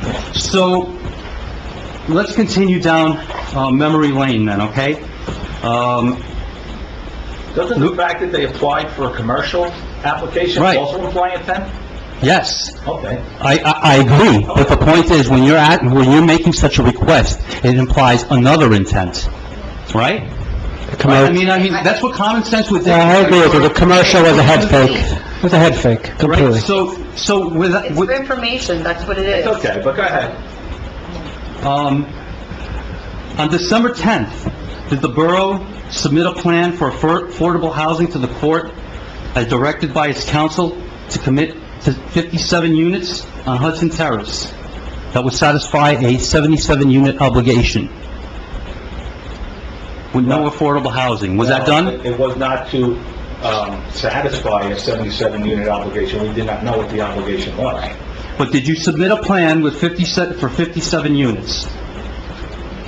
We did. How many units does it matter? It was 57 plus a credit of 20 for 77. A month prior to that, did the court approve an expenditure of the borough's trust funds for the purchase of 476 Hudson Terrace? Yes, Did they approve that? yes. When was that building purchased, please? We don't know what they said. Yeah, sure. Closed in December, I believe. May I ask, you sit on the council, you don't know if you purchased the building or not? I know we bonded for it, but what day it was. She just said that she didn't, I'm just asking. Yeah, let me help them out. Yeah. We did We purchase. purchased the building. If I spent $2 million on a building in this town, I would know exactly when I spent that money, right? That's what, I said I didn't know when we closed on I'm it. just asking. January 1st, you took power, correct?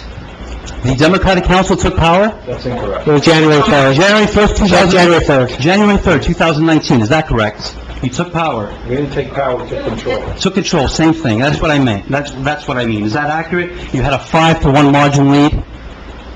You won the election on the basis of submitting this plan. Everybody in town knows it. Everybody knows what you had campaigned on. Don't twist it. Is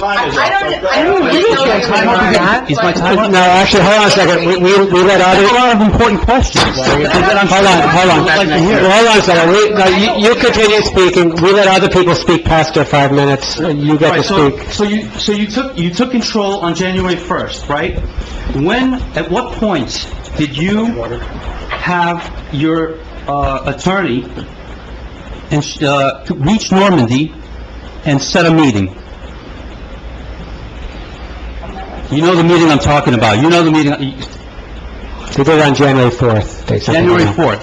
That's not true. Did somebody on this council, The meeting was later. The meeting was later in the month. Litigation, what are we doing here? It's all publicly filed. You could just try to jib and jive, but this is the truth. you know what the date is. In January of 2019, did members of this council instruct the borough attorney to reach out to Normandy and request a meeting? Yes or no, Mr. Aversa? We had conference... You don't know? You don't know? Closed session. Are you talking about dates and times that I have no... In January of 2019. What's the next question? Do you know when that meeting was? No, I don't. I see. I see.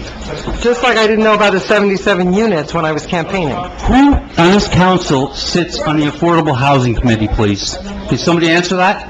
You do. Ellen Park. I do. Ed Aversa. Debbie Stark. No, I got you. All right, so are you trying to tell me that you don't remember calling that meeting? You're talking about dates. I'm talking about January 2019. We had, it would have been 19, and I wasn't on the council in 18? I think we're gonna see your Okay. face on the billboard tomorrow. I hope so.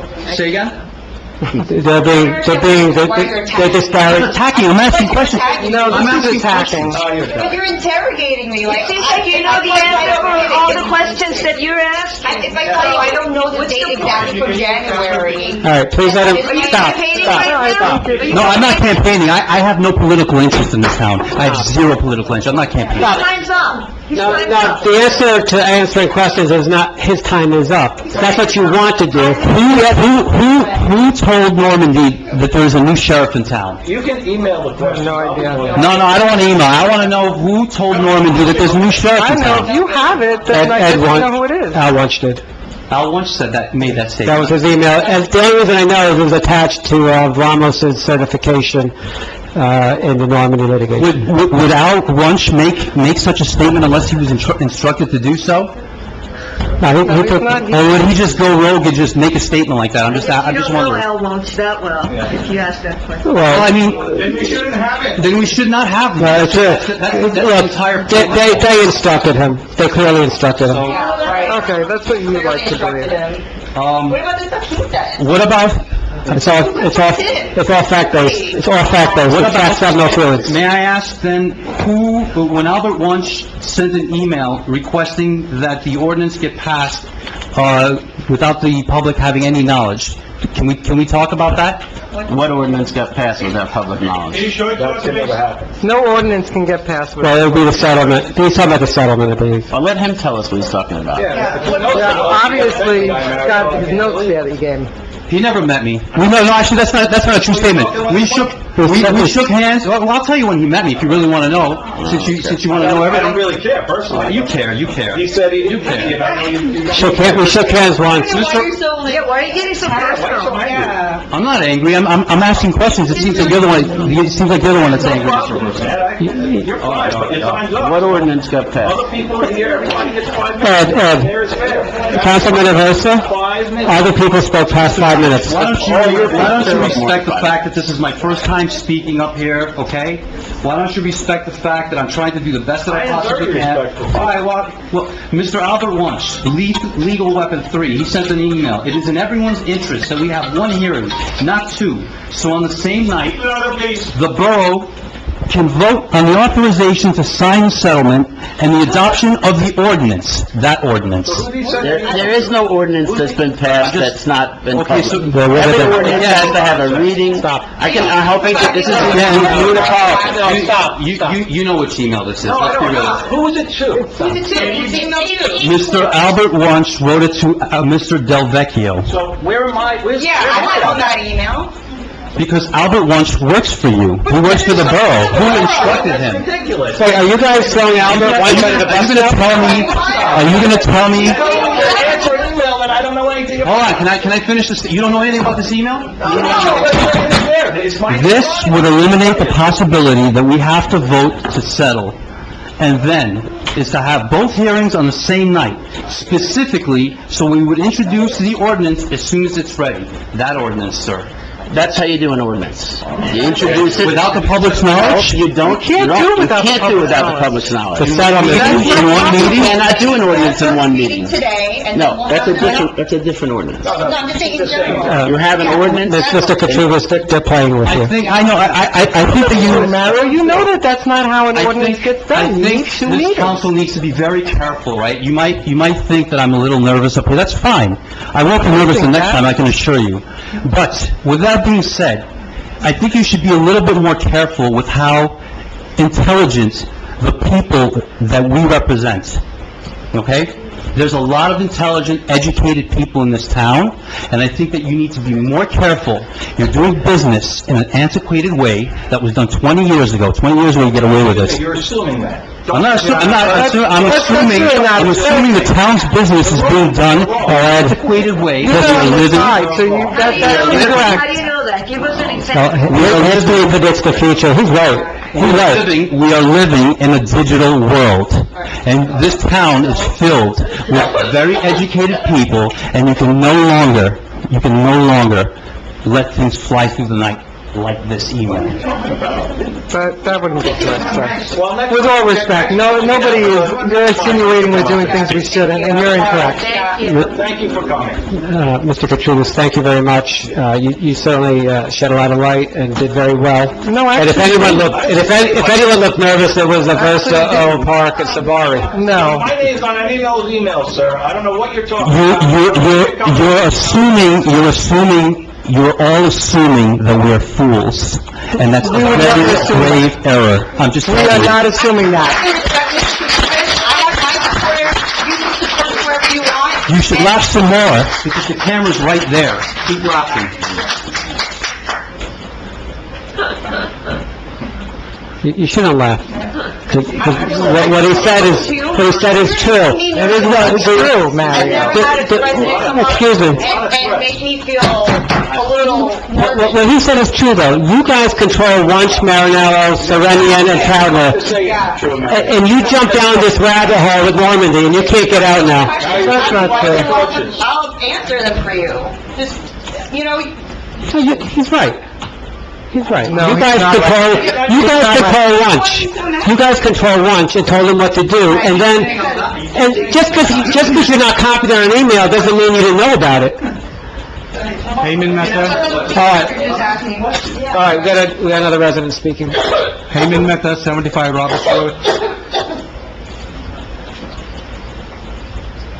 I actually have some of the court printouts. I did not bring all of them. I haven't gone online today, so I do not know what Ms. McMorro was referring to. But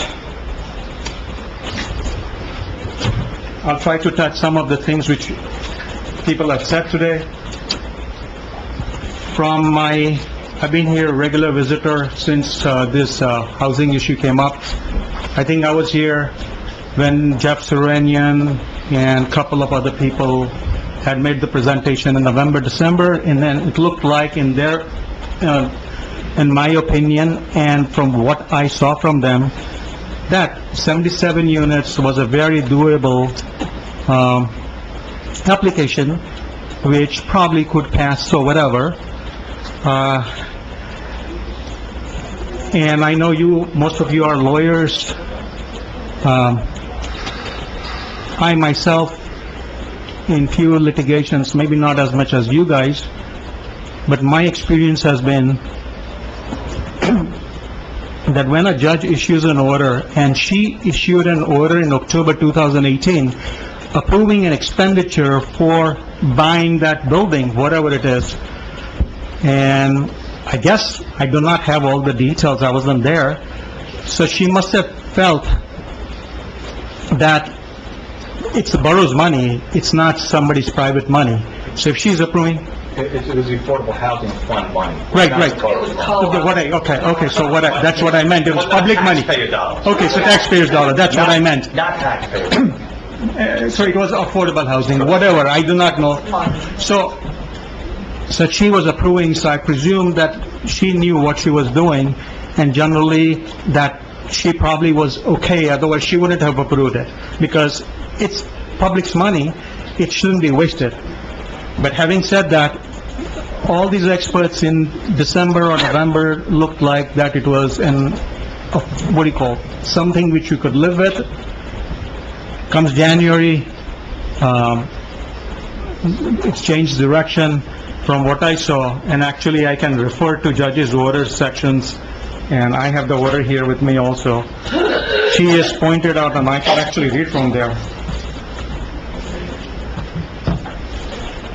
From reading the judge's order, it looks like that she used four or five bases. First, that for 41 years, we did not build a single unit, number one. Then number two, she's saying is that mayor is opposed to any resolution, whatever. Resolution means a sellout to Normandy, whom I would call a plunderer, because basically what they want to do is plunder this town.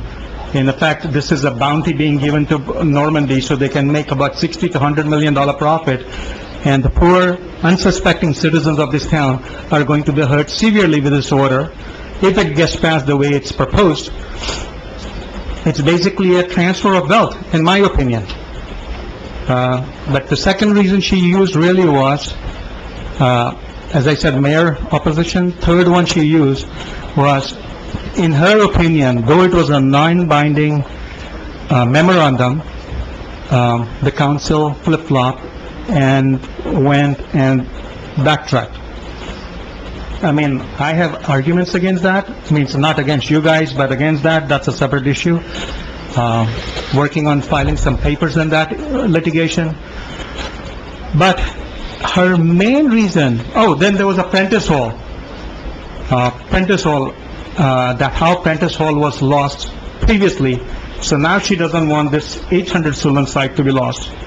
And mainly it was, so she's saying you guys did the flip-flop in a bad faith manner. So you abused the process. So what did you guys abuse? So you took plunderer's time, in my opinion, sometime, because you guys only came to terms in April. So for 2 months, and then you flip-flop, means you turn the back on. And what I see is the master only recently came up with her units, so there were really no number of units really fixed before that, and it's not fixed. Usually I see a judge really following the master, because it's her person whom she has approved it. But in this case, she decided to go against the master recommendation and against extending the immunity. Excuse me, will the people out in the foyer please leave or come inside, but don't be speaking out there, you're distracting everybody. Ms. Simon, that's you, Mr. Luciano, I believe you're out there also. So she did not extend the immunity in spite of her master telling her so. So I'm not sure if she's gonna follow her recommendation of $599 for all reason. She could say, no, I need to give more to Normandy, okay? Normandy, in my opinion, I'm in commercial real estate and real estate in general. From my experience, of course, they have private equity money, they raise people, money from people, they have to return great returns, and usually they flip the properties in 2 to 3 years. They never intended to stay in the town. So these kind of companies, when they come in, to answer your question. a commercial property, return on that property would return normal 6-8% return on the money. But somehow or other, if they get to plunder, basically, and that was probably the intention, that's the only reason why they would have made the OPRA request, to try to figure out. And the very reason that they made the subdivision application, from what I see, is they wanted to transfer some parking from one to the other. We are facing some similar situation, and I'm not going to state the town or state, it's out of state, in which basically the other company is trying to transfer the parkings, and we had some parking somewhere else, and we are also in litigation on that matter. Ultimately, the end result is that they want to use that site for construction, and when that guy, I have that George Walamis statement here, and where the guy is saying, the translation also, which was filed by Ms. McMorrow. What's going on? Really? Mr. Mayor, I did, just making too much noise. You're in a meeting. All right. I asked the police officer to clear the foyer because it's too distracting. I think you have some really good points, and Okay. we can discuss after, but, you know, I do respect your opinion, Mr. Mehta, and you always come up and give me comments out, you know, and so I can't go into details, and I'm not So, gonna, but... I'm not trying to ask you, I'm just trying to inform everybody what I think, and I'm going to make some point. So, when I read Ms. McMorrow's, what was attached as transcript in her court proceedings, and the CEO of that company is saying, we always had this in mind. Of course, they always had residential in mind, and probably that was their game for applying for subdivision. So when we try to blame planning board, and we try to play the mayor or whatever, I think it's wrong, number one. It doesn't belong here. And number two, we should all of us, or all of you guys right now, should be really getting together on this issue. You can fight your legal battles, you can fight your other political battles, keep that separate, unite on this, okay?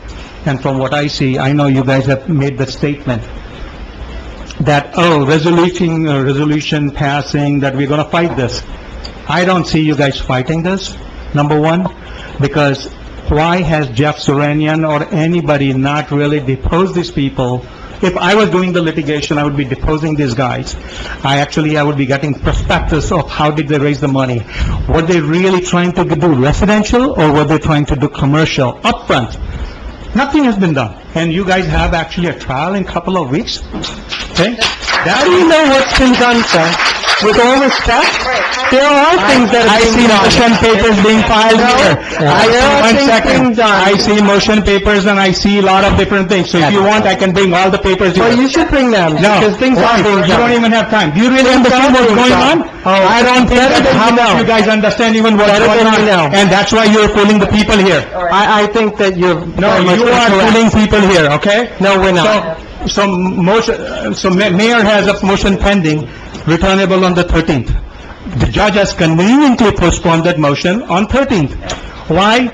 And she decided to strip the borough's immunity. The council is dysfunctional. Mayor and the council is not working together. Judges are human, you know, if they don't like you, they don't like you, just like any other human, right? Yeah, but And that, they so then that same judge, the borough. but that same judge should not have stripped the immunity of the borough. We agree. It's a very deep, how do I say, harsh, result for the citizens of, so we should not be caught in your political games. Okay. Okay? That's all I'm saying. I'm blaming both the sides. I'm not blaming you or blaming the other side. Okay? And now, so last thing from Judge, this thing, you guys said, you guys have always stated that you guys did not sign or you have not agreed to this. Judge herself is saying on April 25th, the subcommittee actually had made an agreement. It's non-binding, so I don't know why Judge is really pissed off, but she is, and that's why she's saying this thing. But she is saying that you guys signed it. But it's non-binding, like you said. No, it's non-binding. But you guys said that we have never signed it, but the judge is saying that you guys signed it. So which one is correct? agreement is nothing. What does that mean? Yeah, but you guys said, no, so but on this issue, we need to work together. Signature on there? No, right? I don't have those papers here in front of me. No, it is with the judge, but if the judge is referring to that you guys signed it, and you guys must have, Agreed to it. you She didn't say guys, we signed it. Is that what she said? something. Here, not. here. It's But not. that is why, that's why the borough's immunity is stripped. No, that is not why the borough's immunity was stripped. I'll speak to you after. We'll speak after. And- Okay? And yes, she's saying non-binding, so I am agreeing, but Yeah. But actually, it should have never been done. We shouldn't have gone this far. If you guys had not stepped into this negotiation, and you don't negotiate with the guys like Normandy, okay?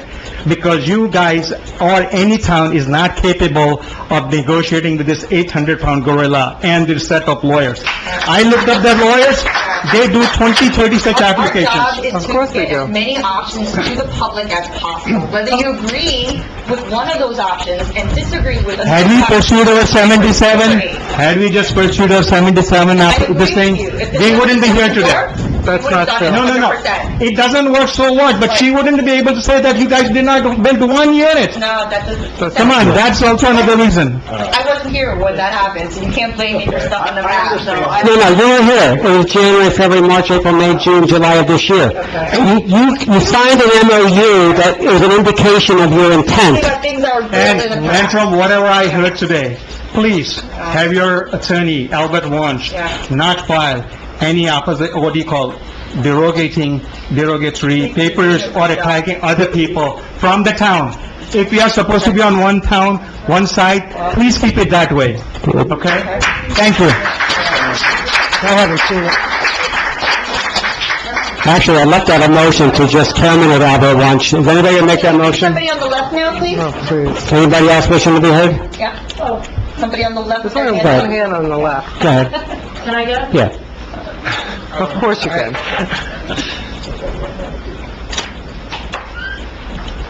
My legs are cramped from sitting so long, excuse me. Take your time.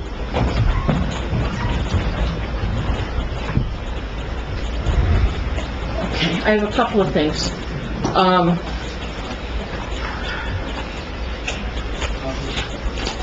One second. These notes on here.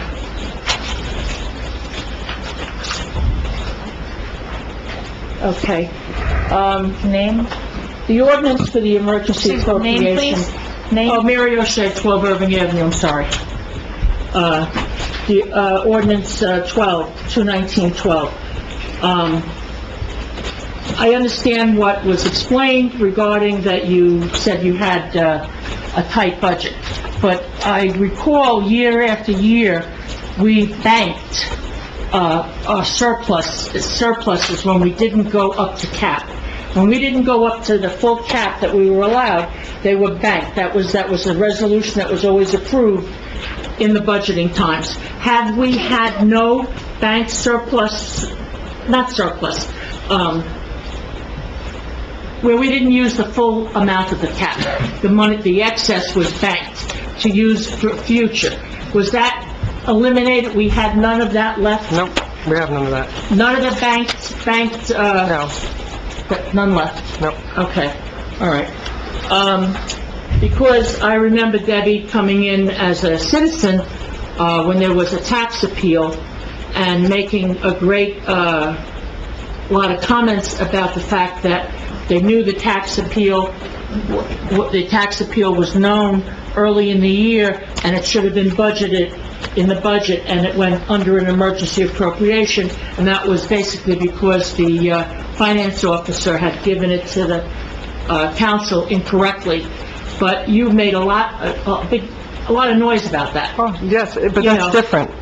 That's different than what's It's very happening here. similar, though. I No, mean, it isn't. something When you have to go know. to the finance board for approval, this you don't.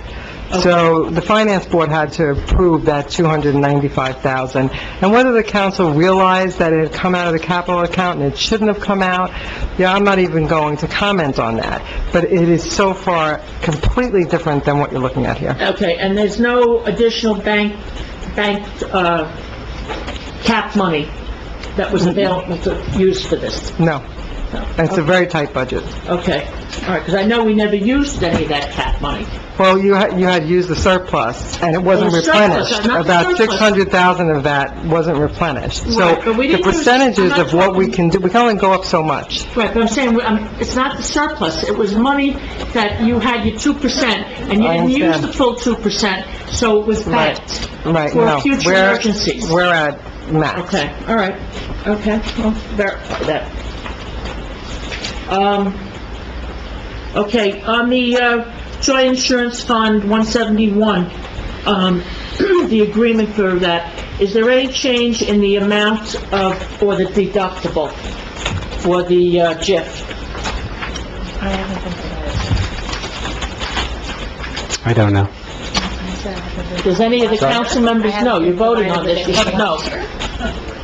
The borough administrator just said that she has not been provided with any changes. Is that correct? Okay, so then you probably should have some kind of a line in there that say at the same, that there's no increase. They provide the resolution, and that's... Okay, but I'm saying you probably should have something in there that says there's no increase.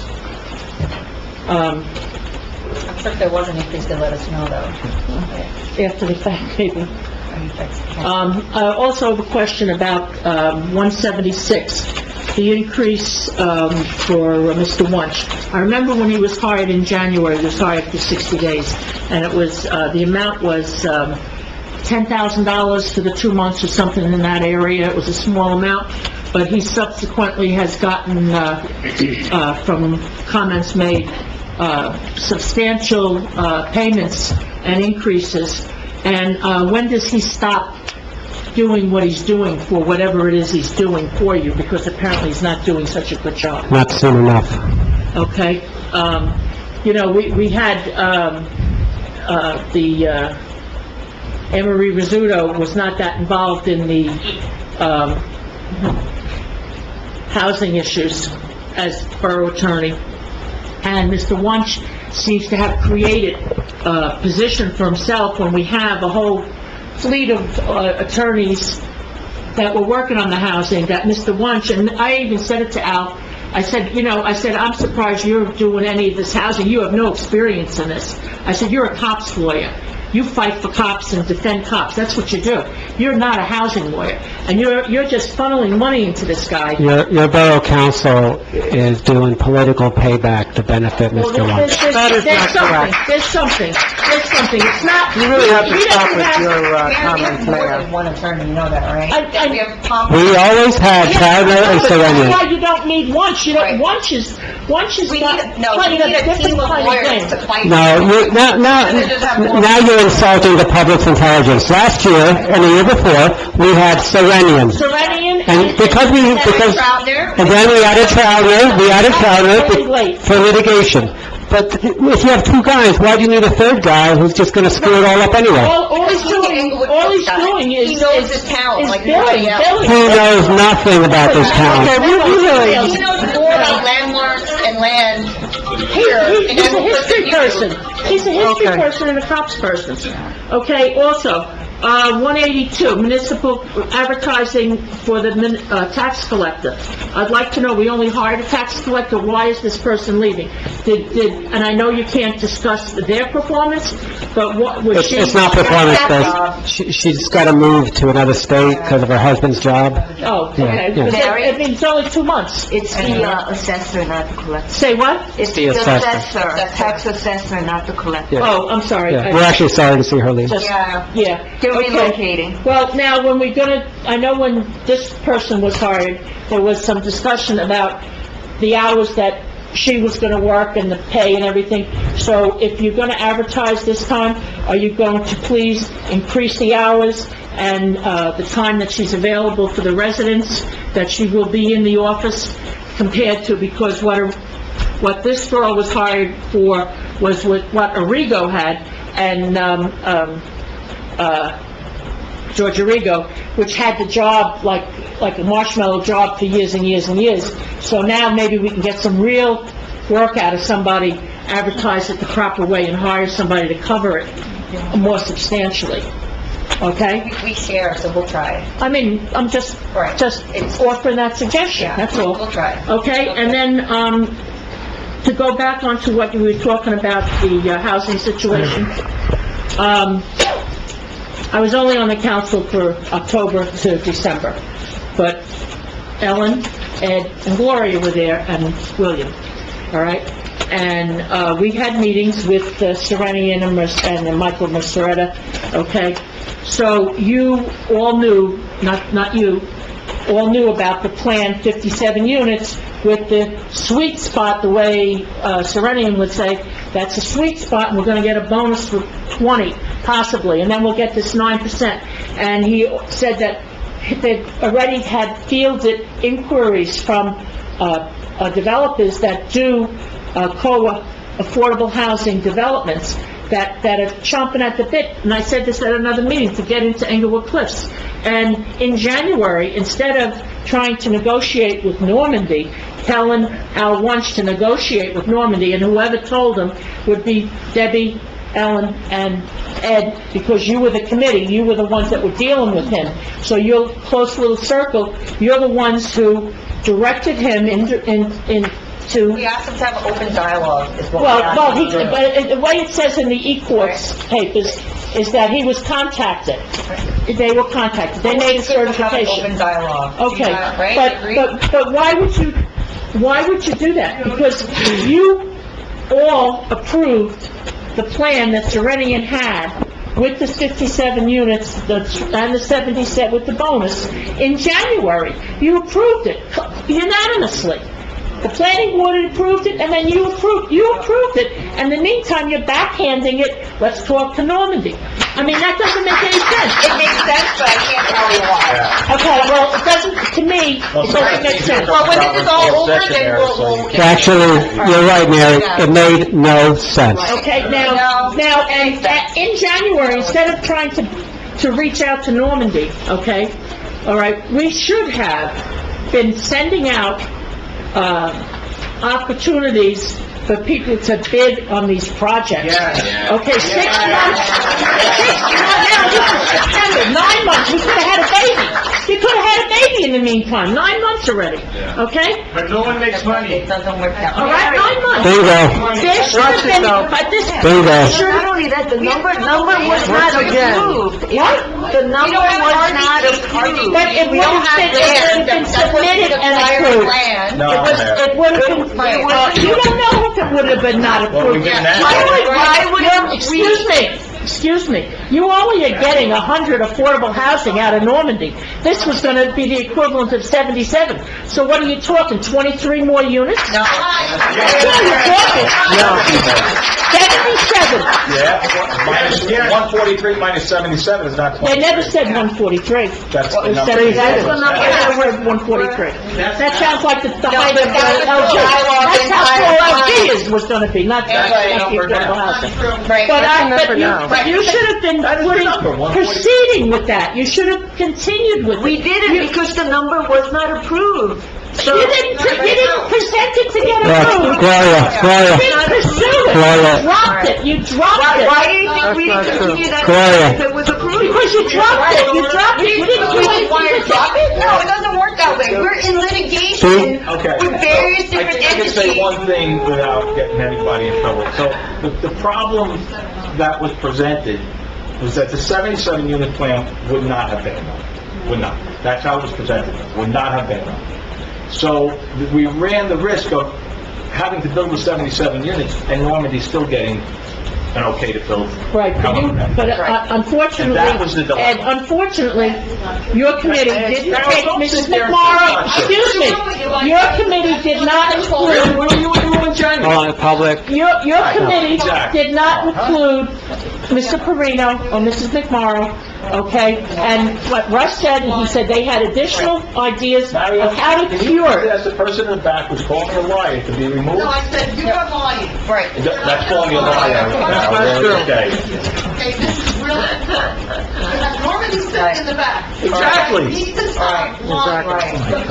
We're You not know what, lying. you have to stop yelling from the audience. All right, so look, you really haven't answered anything, you haven't explained anything, you said, I try my best with what I'm allowed to all right, you're allowed to say a lot. They had dropped the ball, and I can that's totally your opinion. understand. That's your opinion. I can totally understand the judge giving her ruling the way she did, because you misled her by agreeing, maybe Ellen said not signing, but agreeing to that MOU.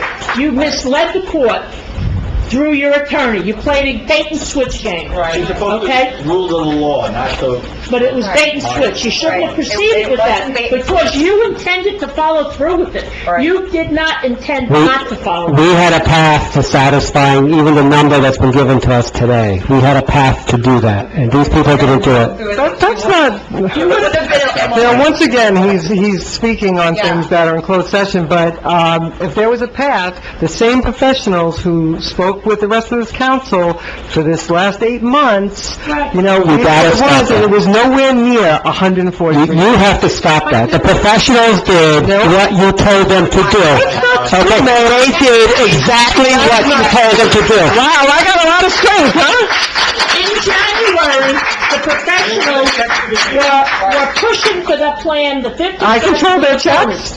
With the bonus units. They were using that. And they supported that plan and presented it to the planning board and to the council, and it was, with their recommendations. So whatever transpired that you collectively turned their heads to go another way, maybe they fed your doubts, maybe your doubts is what they fed on, and thought, well, they don't think we're gonna do this, we don't wanna fail, so they went along with All of their them? thinking. All of them.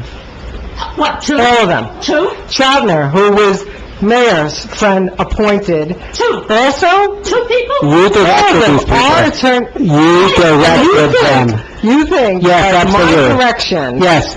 That's so untrue! Absolutely. That's such a lie. Absolutely. Just like Powers came back with numbers that didn't All make we sense. did was look at what our options were. When I stepped in, we hadn't looked at all the options. That's all we did, is we looked at the options, we brought it out to the public. They wanted to move forward with litigation, and that's where we went. Folks, the theme of this meeting, No, you don't want to believe that, but that's the way it works. The litigation Yes. in January, you lost 9 months. You would have still You lost. lost 9 months. You're wrong. You're ridiculous. We didn't lose 9 You months. want it to be lost. You want it to be lost. Why would I want it to be lost? So you can say I'm right. Believe me, I live in this town too. Why would I want that? all right, so, All the other Democrats fled already, so... Who's all the other all right, Democrats? so, for the people here and the people at home, We're not being the theme of this meeting is follow the money. In your pockets, lady? Follow the money. Yes, sir. There's a lot of Republican friends in this town. It's not a Republican Democrat issue. It's like, What's the matter? Hi, Mr. Telzer, homeowner at 9 Churchill Road. So many of you look so angry tonight. I would say I'm the one who has a reason to be angry more than anybody else in the town, but that's debatable. Don't let me forget to show you this. And if I have time, I'll mention a couple of things about Mr. Wunsch, in my opinion. I'm glad that you're fighting this, whoever fights it, and I think it's the right thing to do. And I'm glad that one way or another we're going to obey the law, because I always believe in obeying the law. I don't think I've had even a traffic infraction. I think it's 30 years, but it could be 29. And maybe a couple even before. Maybe 2 before that. So I believe in always following the law. So let me be clear. Now, I brought a fact sheet for each of you. And I'm a little short, so I have one for each council person and one for the mayor. And I brought, this is information that's available to you, but I'm going to make it nice and easy. Some transcripts here. And I'm not going to mention any names of the junior officer, because it's really not where my issue is, but this will clarify everything once and for all, because no activist judge, Nobody is going to define me. I have the proof, I have the evidence, and as I've been clear, when I say you're an insurance company attorney, so that's not you, this attorney here. I was very clear about what your attorney did with evidence. I'm providing you pictures here. I don't know if you've done anything because no one responds to me. It's a very extremely grave matter, okay? And not only that, when I pointed this evidence out to the Third Circuit, they made a motion, the Third Circuit made a motion to, the insurance company lawyer made a motion to strike my comments. In other words, they submitted evidence that I believe was fraudulent, you can see for yourself, and they made an evidence to have my directions struck. So I want you to look at this. I'm going to leave you a copy. You can see for yourself once and for all who said what. And specifically, without getting graphic, basically, there was nothing there. There was a 911 phone call, agreed. There was someone identifying me, agreed. But since I so totally tore everything apart, that was just about the only thing that they could say. But they did say one other thing, which was a bit delusional here. And it says, in some circumstances, a complaining witness's doubts may prevent the finding of probable cause. Here, however, the fact that junior officer, observed, and I'll leave it blank, but basically he's talking about a belt, and was consistent with the woman's claim. Her name is no secret, Mrs. Erber, but I've crossed it out here. Well, actually, here's a check, an image of a check for $100,000, okay? And it will be payable to your favorite charity, any one of you, or any prosecutor or any judge in the state or the country. And there are a lot of lawyers here. I'll be glad to make the contract out. I'll be glad to sign it. For anyone who can find in any document that the woman, any transcript, anything, where she ever so much as mentioned a belt. I don't know how this happened, but I know there's something very wrong here. Not only that, this is just the icing on the cake. So I'm leaving it for you, so do I give it to you? Okay, so there's going to be, so there's 7 copies, so I guess you're going to have to photocopy somebody else's, so everybody will get the originals. This cannot go on. So this is $100,000, and you can decide where it goes to. It can go to Woody Field. If you can find where the woman ever mentioned a belt, that's the big decision, is that there was a phone call and then I was identified. Not a dispute. And then this other nonsense, and then as far as the daughters, you read for yourself, it's all transcribed here, and then I'll let you go. My video, I understand, is online all over the place. You can hear for yourself exactly what happened, and anything that's not on the video, I'll be glad to provide anybody, and you have what's in here, okay? So there's no doubt about it. So, I'll give you 7, do this leave them here? Just put them on the other table. Okay. Thank you. Oh, regarding Mr. Wunsch, if I could. Look, I have nothing against Mr. Wunsch. I don't think he's the right choice for a number of reasons, and I will say this tonight, because he's representing the town. This is a very, very important matter. It really is, and I think you guys should really think about this. We only need to go as far as take a look at the charges, which you can look about in my case, and you take a good look at them, and you see the attorneys, if you could not have had them dismissed if you had only read them. I'm quite sure you will find that you could have had them dismissed right away. So, I don't know why Alan didn't have them dismissed, but you take a look at them, and this will, you can talk among yourselves, the attorneys among yourselves. You'll see that those charges could have been dismissed if they were read and anybody did anything about them. So here's 7, I'll count to 7. And I thank you. Thank you.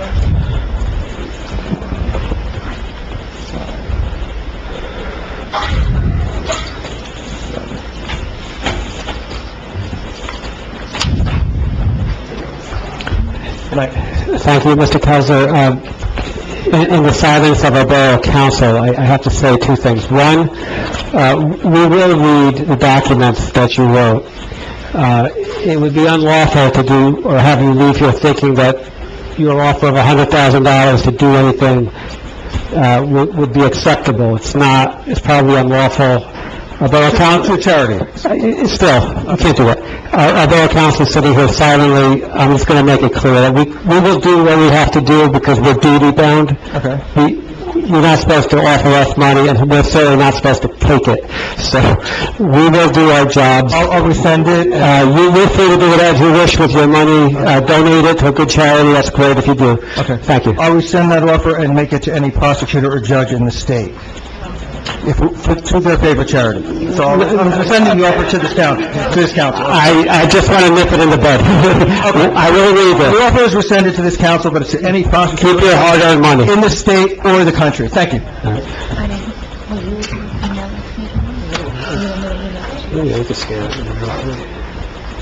Anybody else wishing to be heard? Yes.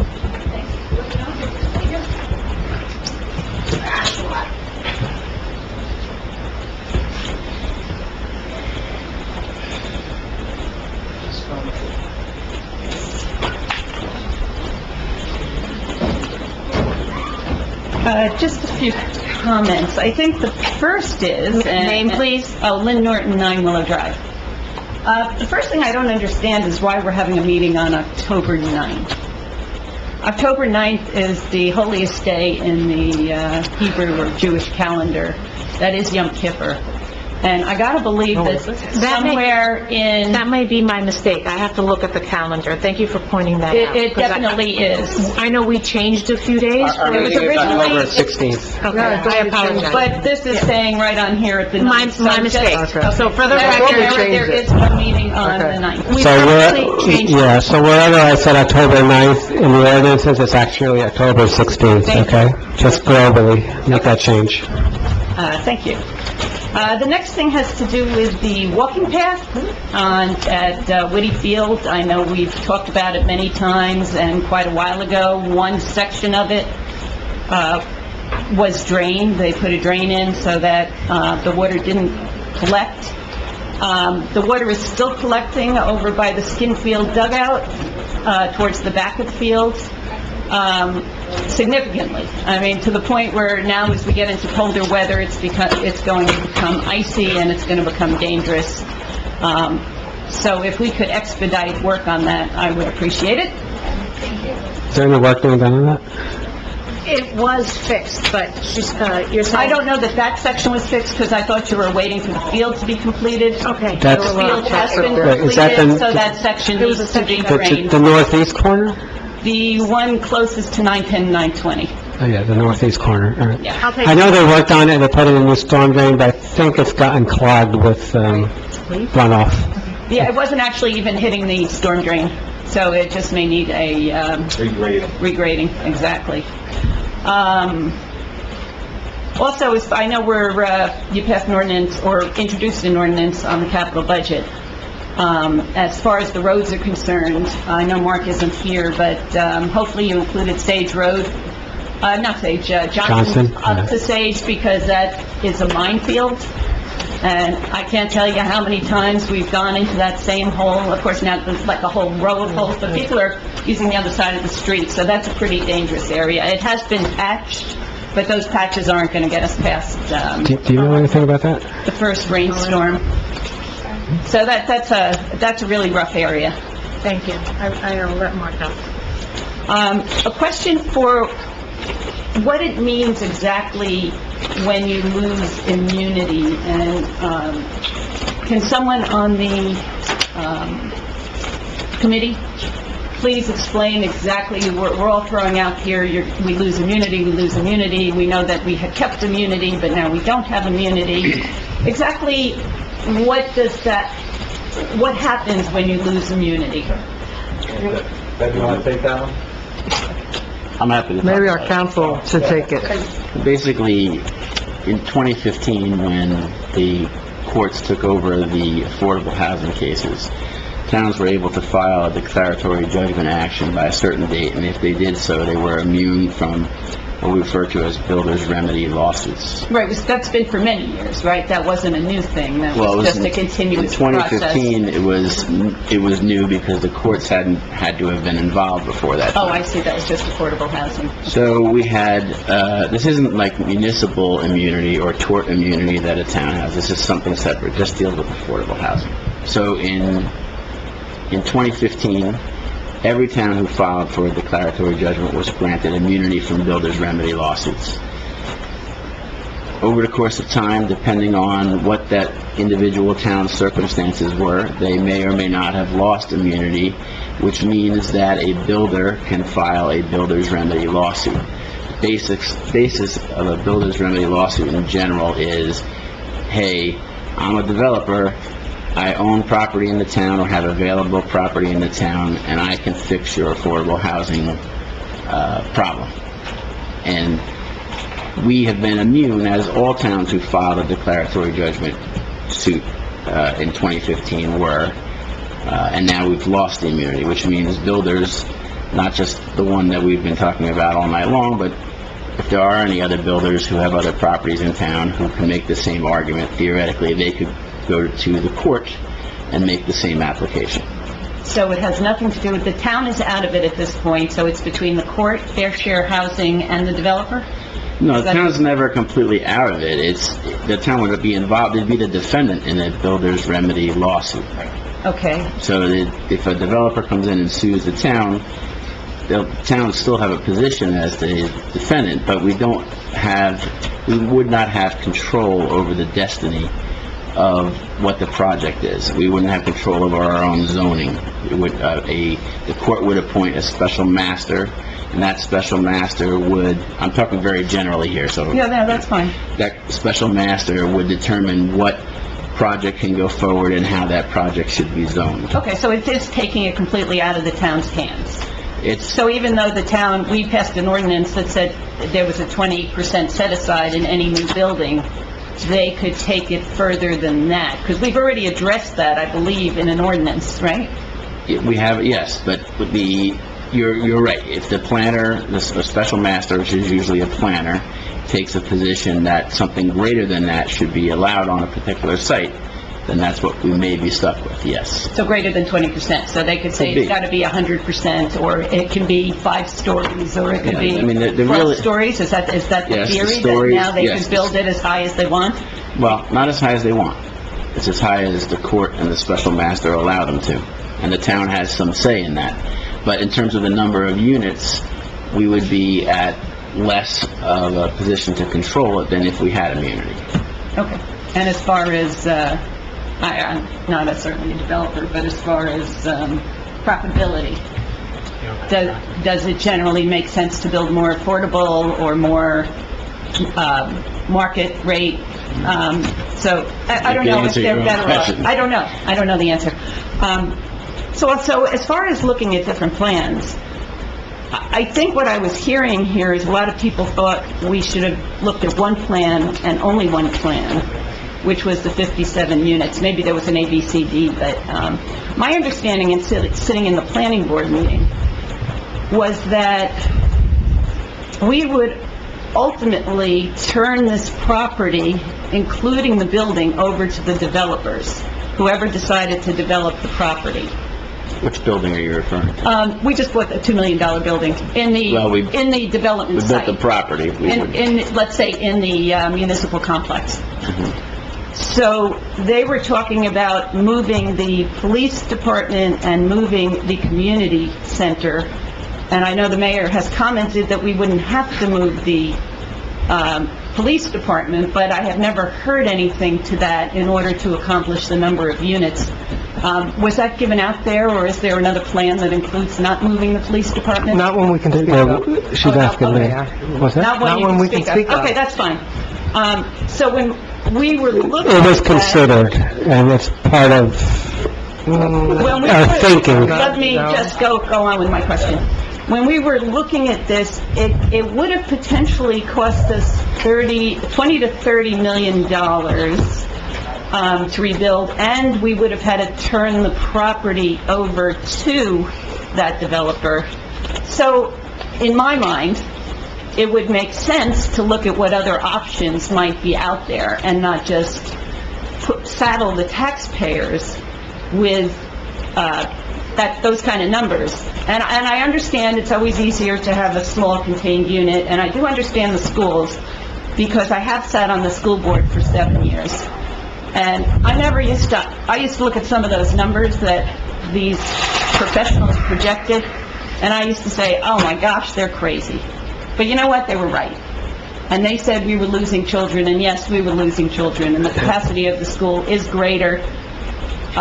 There may be other programs that have to be put in, but the reality is there used to be more children in the school, and they were right. So generally, these guys aren't going to be exact, but they're going to get a trend, and they're going to understand those trends. So I do think that we do need to look at the options, and I do think that this council is fighting, and I have sat up there on both, and when you are in litigation, there are lots of things you can't say, and it can only get us into trouble. The more you say, the more trouble you can cause. So I know that they're fighting, because everybody lives here, and I give you guys a lot of credit, and I'm really sorry that people have been divisive. I believe our mayor has been divisive. I believe this committee on affordable housing, the Englewood Cliffs Homeowners Committee has been divisive. wrong. Mayor, it's not you speaking. I am entitled to my opinion. I believe you have been divisive, and I believe you continued every time you say You're wrong. up here. You're wrong. You are being divisive.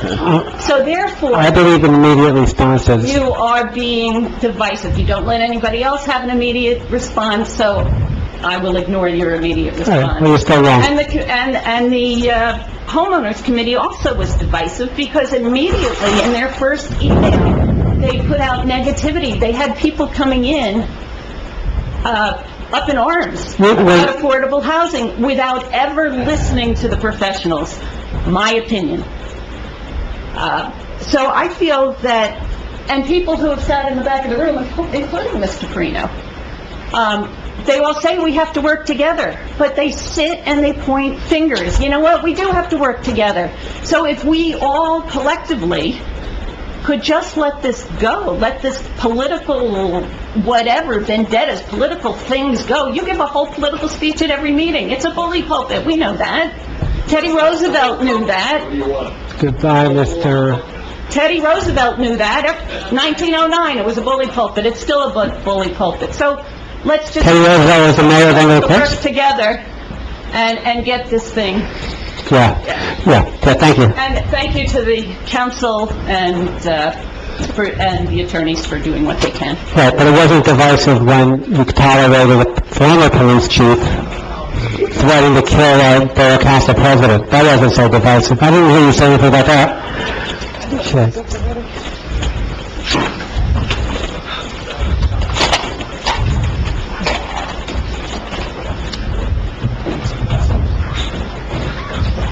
Lauren Eastwood, Four Willow Drive. I have a few comments. First of all, I really encourage you to use the discovery process to get information about the Fair Share Housing Center. They have an enormous influence on every community in this state. And we don't know where those monies coming from. How do we know that the Fair Share Housing Center isn't just a front for builders? Who's paying those big salaries?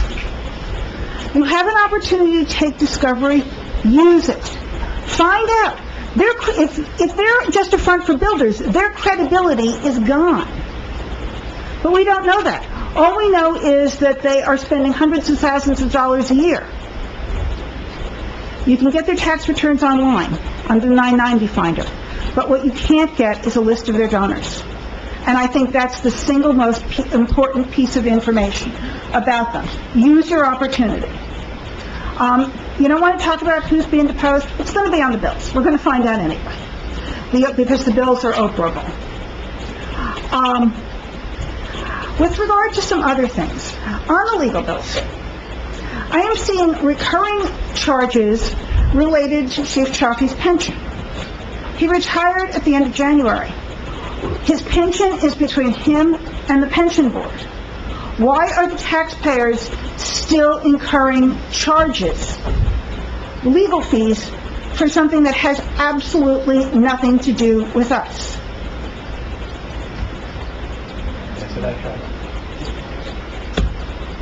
As I understand it, there's a dispute between, and I'm not involved in that. I'm sure you've looked at the bills, you'll see that I don't have any slips on that issue. But as I understand it, there's a dispute between Chaffee and the pension board, largely caused by the fact that the mayor sent a letter to the pension board trying to stop Mr. Chaffee from getting his pension. That's false. Well, you could say that, but That's false. I understand it. That's false. But you just said Actually, to it's me... not personnel, he no But longer works for... Mr. Marinello did not tell the truth in that. That's as I understand it. You asked me a question, I'm giving you an answer. Now, you understood it better in closed session, but now all of a sudden you don't understand it so well. Well, supposedly we were all CC'd, That's so we would have different got issue. the letter. That's a different issue. Same issue. This is the issue why he's not getting paid, which is therefore why there's still an issue about his Yes, pension. but you said it is between Chaffee and the pension board. Exactly, that's what he did say, But didn't he? why are we, the taxpayers, Because incurring bills? if you want me to tell you, I'll tell you. It's because the mayor wrote a letter as if it was on behalf of the borough and with the acquiescence of the borough council. And so the borough still has to be involved with it, because as far as the pension board is concerned, they have taken the position, as I understand it, and I'm not the attorney in that case, that the borough of Englewood Cliffs was objecting to Chief Chaffee's pension. The letter, just to be clear, because Mr. Marinello is gaming this, the letter was written as an advisory letter when charges were pending against the chief. Well, it hasn't been withdrawn by the mayor, so it's still, the letter is You still... as a council have the ability to do whatever you want. At that point in time, let me finish, Mr. Aversa. At that time, charges were pending. You guys decided to discharge and dismiss and forgive all the bad acts and all the charges. And then you decided to pay him $700,000. That is the fact. That's not the fact. That's not even close to the fact. You make it up. And you know you make it up. You owed him that money and you did it. You did it for whatever reason. You CC'd us on a letter that you never gave us. You ignored the letter, okay? It wasn't delivered to you. I'm not a postman. You had no intentions of us seeing that letter. You have it. No. No attention. No. Lying Ed. No, you're lying, Mayor, once again. Sticks and stones, Mario. Mayor, don't lie in front of the public. I did not get the letter. I did not get the I left it to be delivered to you guys. No, you did a separate letter. Where's the Bible? He said he was gonna swear to the Bible. Is that Ellen Park? Is that Ellen Park? Is she back? Is she back? Okay. He said that. Let's see what I- Videotape it, and he was swearing to God that he did that. I wrote a letter. I delivered it to the clerk. It was to be delivered to you guys. Okay, my next question. As Councilman Aversa pointed out, we have contracts with Chief Chaffee. We also have a contract with the PBA, which covered Captain Regan. Those contracts, which anyone can Oprah, and I have, set forth limits on the amount of certain types of time that can be included in their terminal leave pay. In Chief Chaffee's case, $700,000. The calculation of those payments did not consider those limits and included more days in certain categories than they were entitled to be paid. This was brought up 5 months ago, and we were supposed to be getting an answer. So, it's now been 5 months, you had plenty of time to investigate this. What are you doing to recoup that money? According to council, that is what he was entitled to.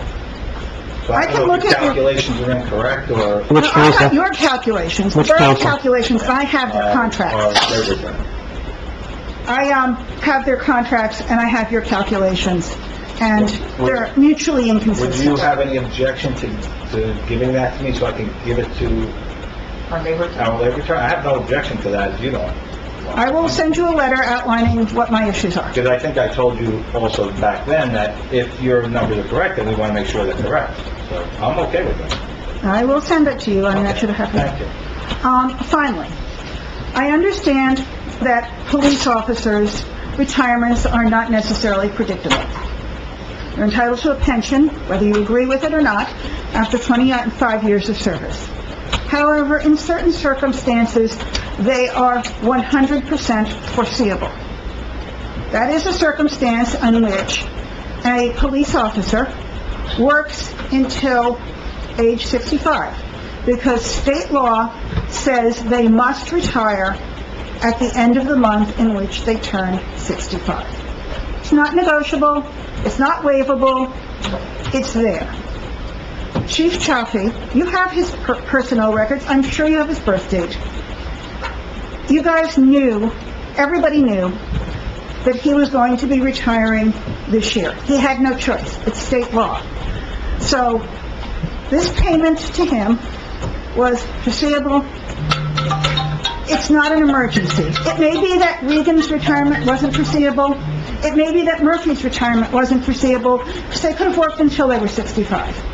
But Chaffee's retirement was foreseeable, and calling it an emergency and pretending that you couldn't plan for it is ridiculous. But once again, that's not what it means. It's not an emergency in that regard, right? The way it was explained to us is, that's just the title of it. It's not, It was a preposterous... it's not, you don't have to go to the local finance board or anything like that. That's when it's... We didn't make it up. an emergency. Yeah.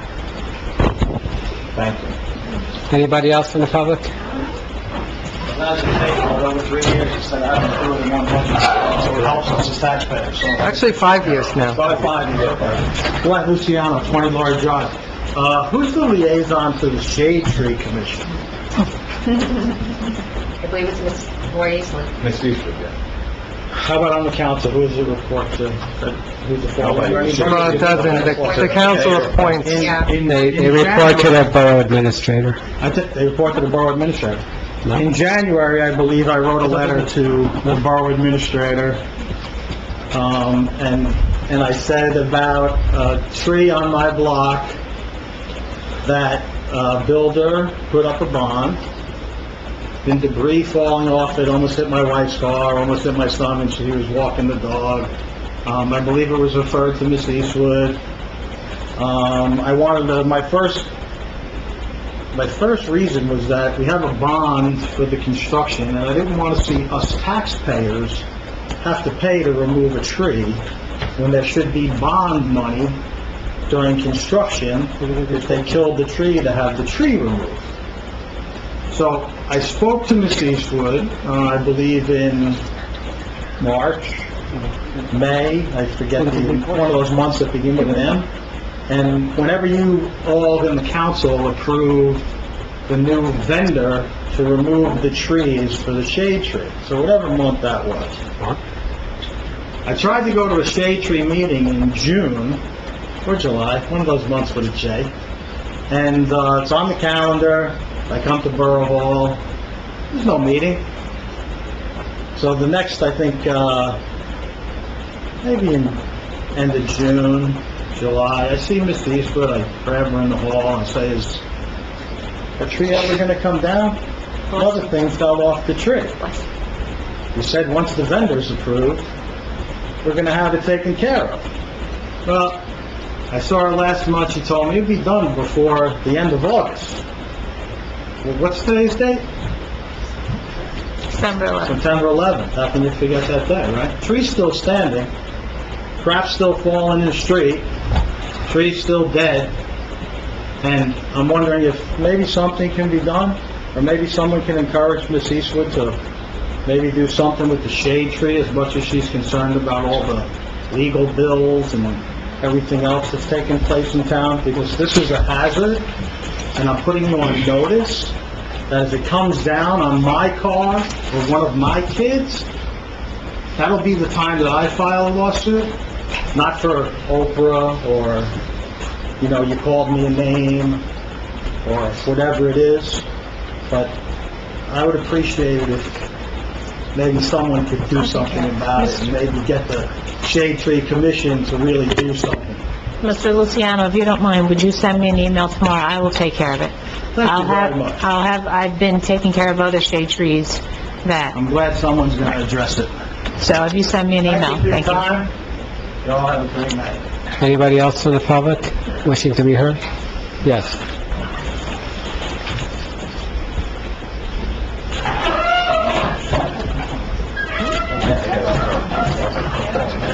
Tony Morfess, 26 John Street, Englewood Cliffs. 20 what? 26 John.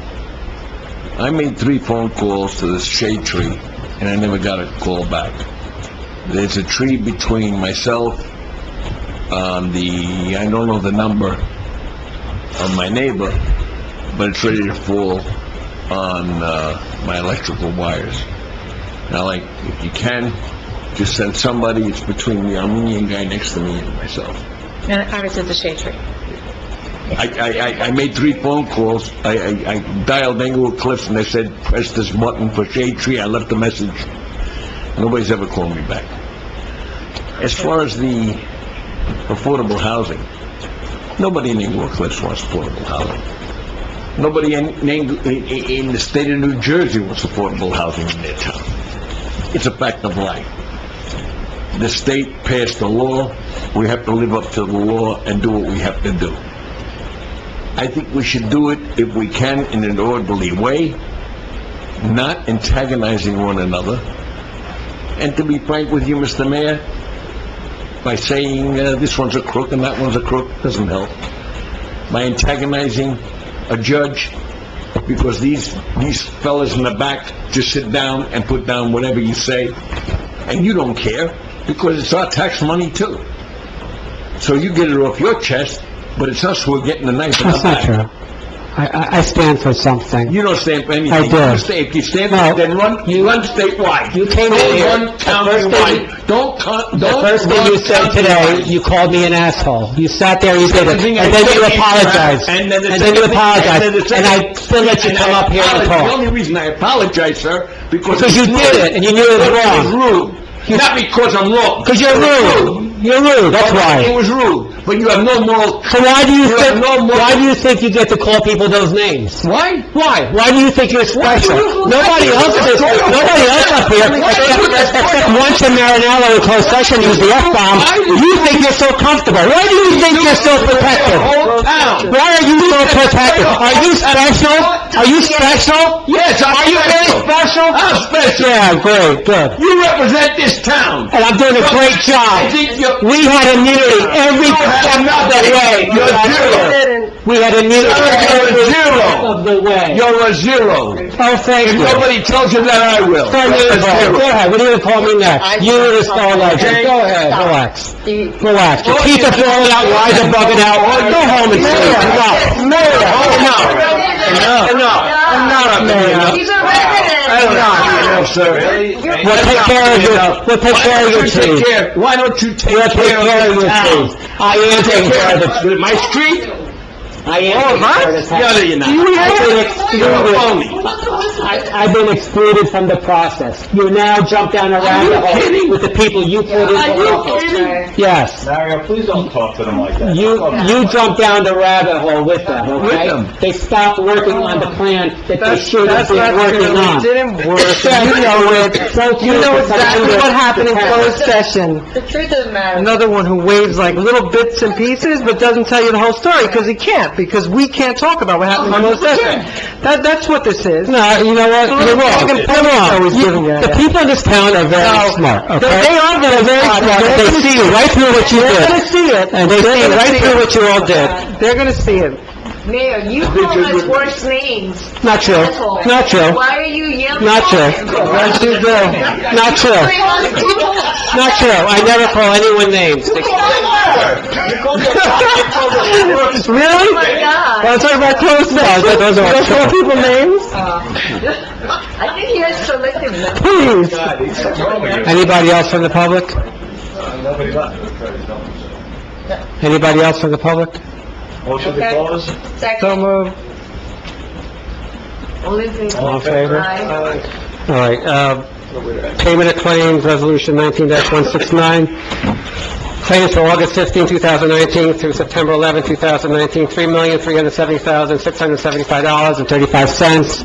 I object to any payment being made under this to Marinello, Wunsch, Serenian, or Troutner, okay? Okay. They should not get paid for the work they do. Roll call, please. Should never pay that We've got to rate. run the meeting because the mayor gave... We always had immunity with Henry. Yeah, Let's just okay. keep going. True. Yeah. Yeah, that's why Councilperson you Wu, appealed, yeah, right? An appeal was made. Song, Yes. Savari, Yes. Park, Yes. Aversa, Yes. O. Yes. Right? An appeal was made. All right, Resolution 2019, 170, advertise RFQ for disposal of leaves. May I make a suggestion to do a consent for the whole kit and caboodle? I'll only do consents for 179 to 181.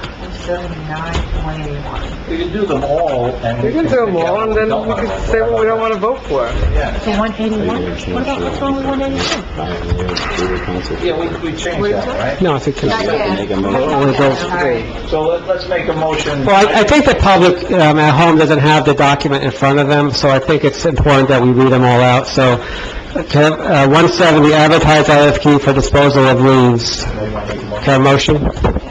So moved. We do it when he gets Yeah, to okay. Okay, Any second? second. Can I vote? Councilpersons Wu? Yes. Song, Yes. Sabari, Yes. Park, Yes. Aversa, Yeah, O. Yes. 171, renewal of membership in the South Bergen Municipal Joint Insurance Fund. Sorry, I think the, Mayor, just the resident asked a good question on this, on what's happened to the deductible. Hasn't changed. Hasn't changed? Okay. What is the deductible? 150,000? 150, all right. Can I have a motion? so move. Second? Can I vote? Who seconded it? Councilpersons Wu? Yes. Song, Yes. Sabari, Yes. Park, Yes. Aversa, Yes. O. Yes. 172, execute agreement to renew the membership in the South Bergen Municipal Joint Insurance Fund. So move. Second? Councilpersons Wu? Yes. Song, Yes. Sabari, Yes. Park, Yes. Aversa, Yes. O. Yes. Okay, we were previously put on notice regarding 173. Are there any changes to that resolution? Mayor, I make a motion to delete the fourth whereas. Whereas yet again, the actions of these individuals will cost the borough taxpayer funds. Who made the motion? Are you still leaving the resident names in that resolution? Yes. You're leaving the names in there? All right. I don't agree with that. Have a motion? Okay, so motion, Councilwoman O to remove paragraph 4? Yes. By the way, I think you can make a motion to approve the resolution, And having delete- taken out Yes. paragraph 4. You don't need to vote twice on this. Right. Okay, so I make a motion to approve the resolution and just delete the fourth whereas. So you're deleting the fourth whereas, but you're leaving the names of the individuals in there? Correct. All right, I don't agree with that. I need a second. Second. Oh, no, I got a second. Okay. Councilpersons Wu? No. For the So? reason that the residents' names are in there, and Sabari, Yes. Park, Yes. Aversa, Abstain.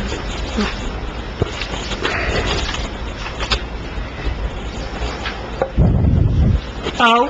Yes. 174, authorize not to exceed amount for Jeffrey R. Serenian and Associates. I object to any payment to Jeffrey R. Serenian. Councilpersons Wu? no. Song, Yes. Sabari, Yes. Park, Yes. Aversa, Yes. O. Yes. 175, authorize not to exceed total litigation amount for Albert H. Wunsch III Esquire. Again, I object to this, but I also think we should get a refund for So that. moved. Second. Councilpersons Wu? No. Song, Yes. Sabari, Yes. Park, Yes. Aversa, Yes. O. Yes. 176, authorize not to exceed for former Borough Attorney Albert H. Wunsch III Esquire. Again, I object to any payment to him and think we should get a refund for everything ever paid to him. Second. Councilpersons Wu? No. Song? Yes. Sabari? Yes. Park? Yes. Aversa? Yes. Oh. Yes. Mr. Morfesis, please sit down, you can't block the doorway. Okay, then step back, because you can't block the doorway, it's a fire hazard. Yes, you can stay there. Authorized, 177, authorized not to exceed COA litigation amount for Chiesa, Shahinian, G. Tomaso. So Again, no payment should be made to So them. moved.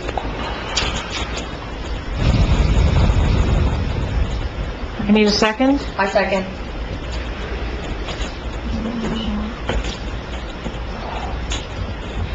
Councilpersons Wu? No. Song? Yes. Sabari? Yes. Park? Yes. Aversa? Yes. Oh. Yes. 178, authorized not to exceed COA trust amount for Nassau Capital Advisors LLC. Again, So they should moved. not be paid anything. So moved. Second. Councilpersons Wu? No. Song? Yes. Sabari? Yes. Park? Yes. Aversa? Yes. Oh. Oh. Yes. Did you consent to 179? So 179, 180, 181, let me read them out, we can do a consent on these three, they're all involved in the same idea. So 179 is approved braking aids, bicyclist ride through Englewood Cliffs. 180 is approved New York City Cycle Club bicyclists to ride through Englewood Cliffs. And 181, because we don't have enough bikes going through town, 181, approved Velocity bicyclists to ride through Englewood Cliffs. They're not all on the same date, I hope. So the dates are set forth in the resolution. Can I have a consent agenda motion? So moved. Second. Okay, roll call. Okay, that was Sabari and, on Park? Yes. And that's for all three. Okay. Everybody voted? Councilpersons Wu? Yes. Song? Yes. Sabari? Yes. Park? Yes. Aversa? Yes. Oh, yes. Okay, and while we're on that subject, don't forget the 5K run on Sunday. Can I say that? Okay, you can say it later. 182, I didn't see it on the agenda, so I didn't want to forget. 182, authorized Borough Clerk to advertise for tax assessor position. So moved. Second. Councilpersons Wu? Yes. Song? Yes. Sabari? Yes. Park? Yes. Aversa? Yes. Oh, Yes. Okay, so, that's the end of the resolutions. For committee, council member reports, let's just go, councilperson by councilperson, state your, committee, and, give us your report if you have one. Councilman Wu? Nothing to report. Councilman Song? DPW, nothing to report. Councilwoman Sabari? Well, we spoke about finance tonight, and I'm also on the affordable housing, which I can't speak about, so. Councilwoman Park, here's your big chance. Thank you. All right, so we're having our 5K this Sunday. It's rain or shine, so I hope everybody shows up, and we have a very fun event. And this time around, we're actually having a kids' fun ride. So there's going to be a bicycle ride after the race. It's two age groups, from 7 to 9 and 10 to 12, isn't it? So the race will start at 9:15, but we'll be there like 7:30. So if people want to come and register for that day, we'll be there. And that's it. Councilwoman Aversa. The 9/11 memorial service is very nice this morning, as did Chief Henkelman first, and he did a great job. Councilwoman O. Nothing to report. Okay, can I have a motion? Is there any old or new business that anybody wants to talk about? Anything? No? All right. Can I have a motion to adjourn, please? Second. All in favor? Aye. Thank you. Good night, everyone. How come you couldn't mention Fido? I couldn't.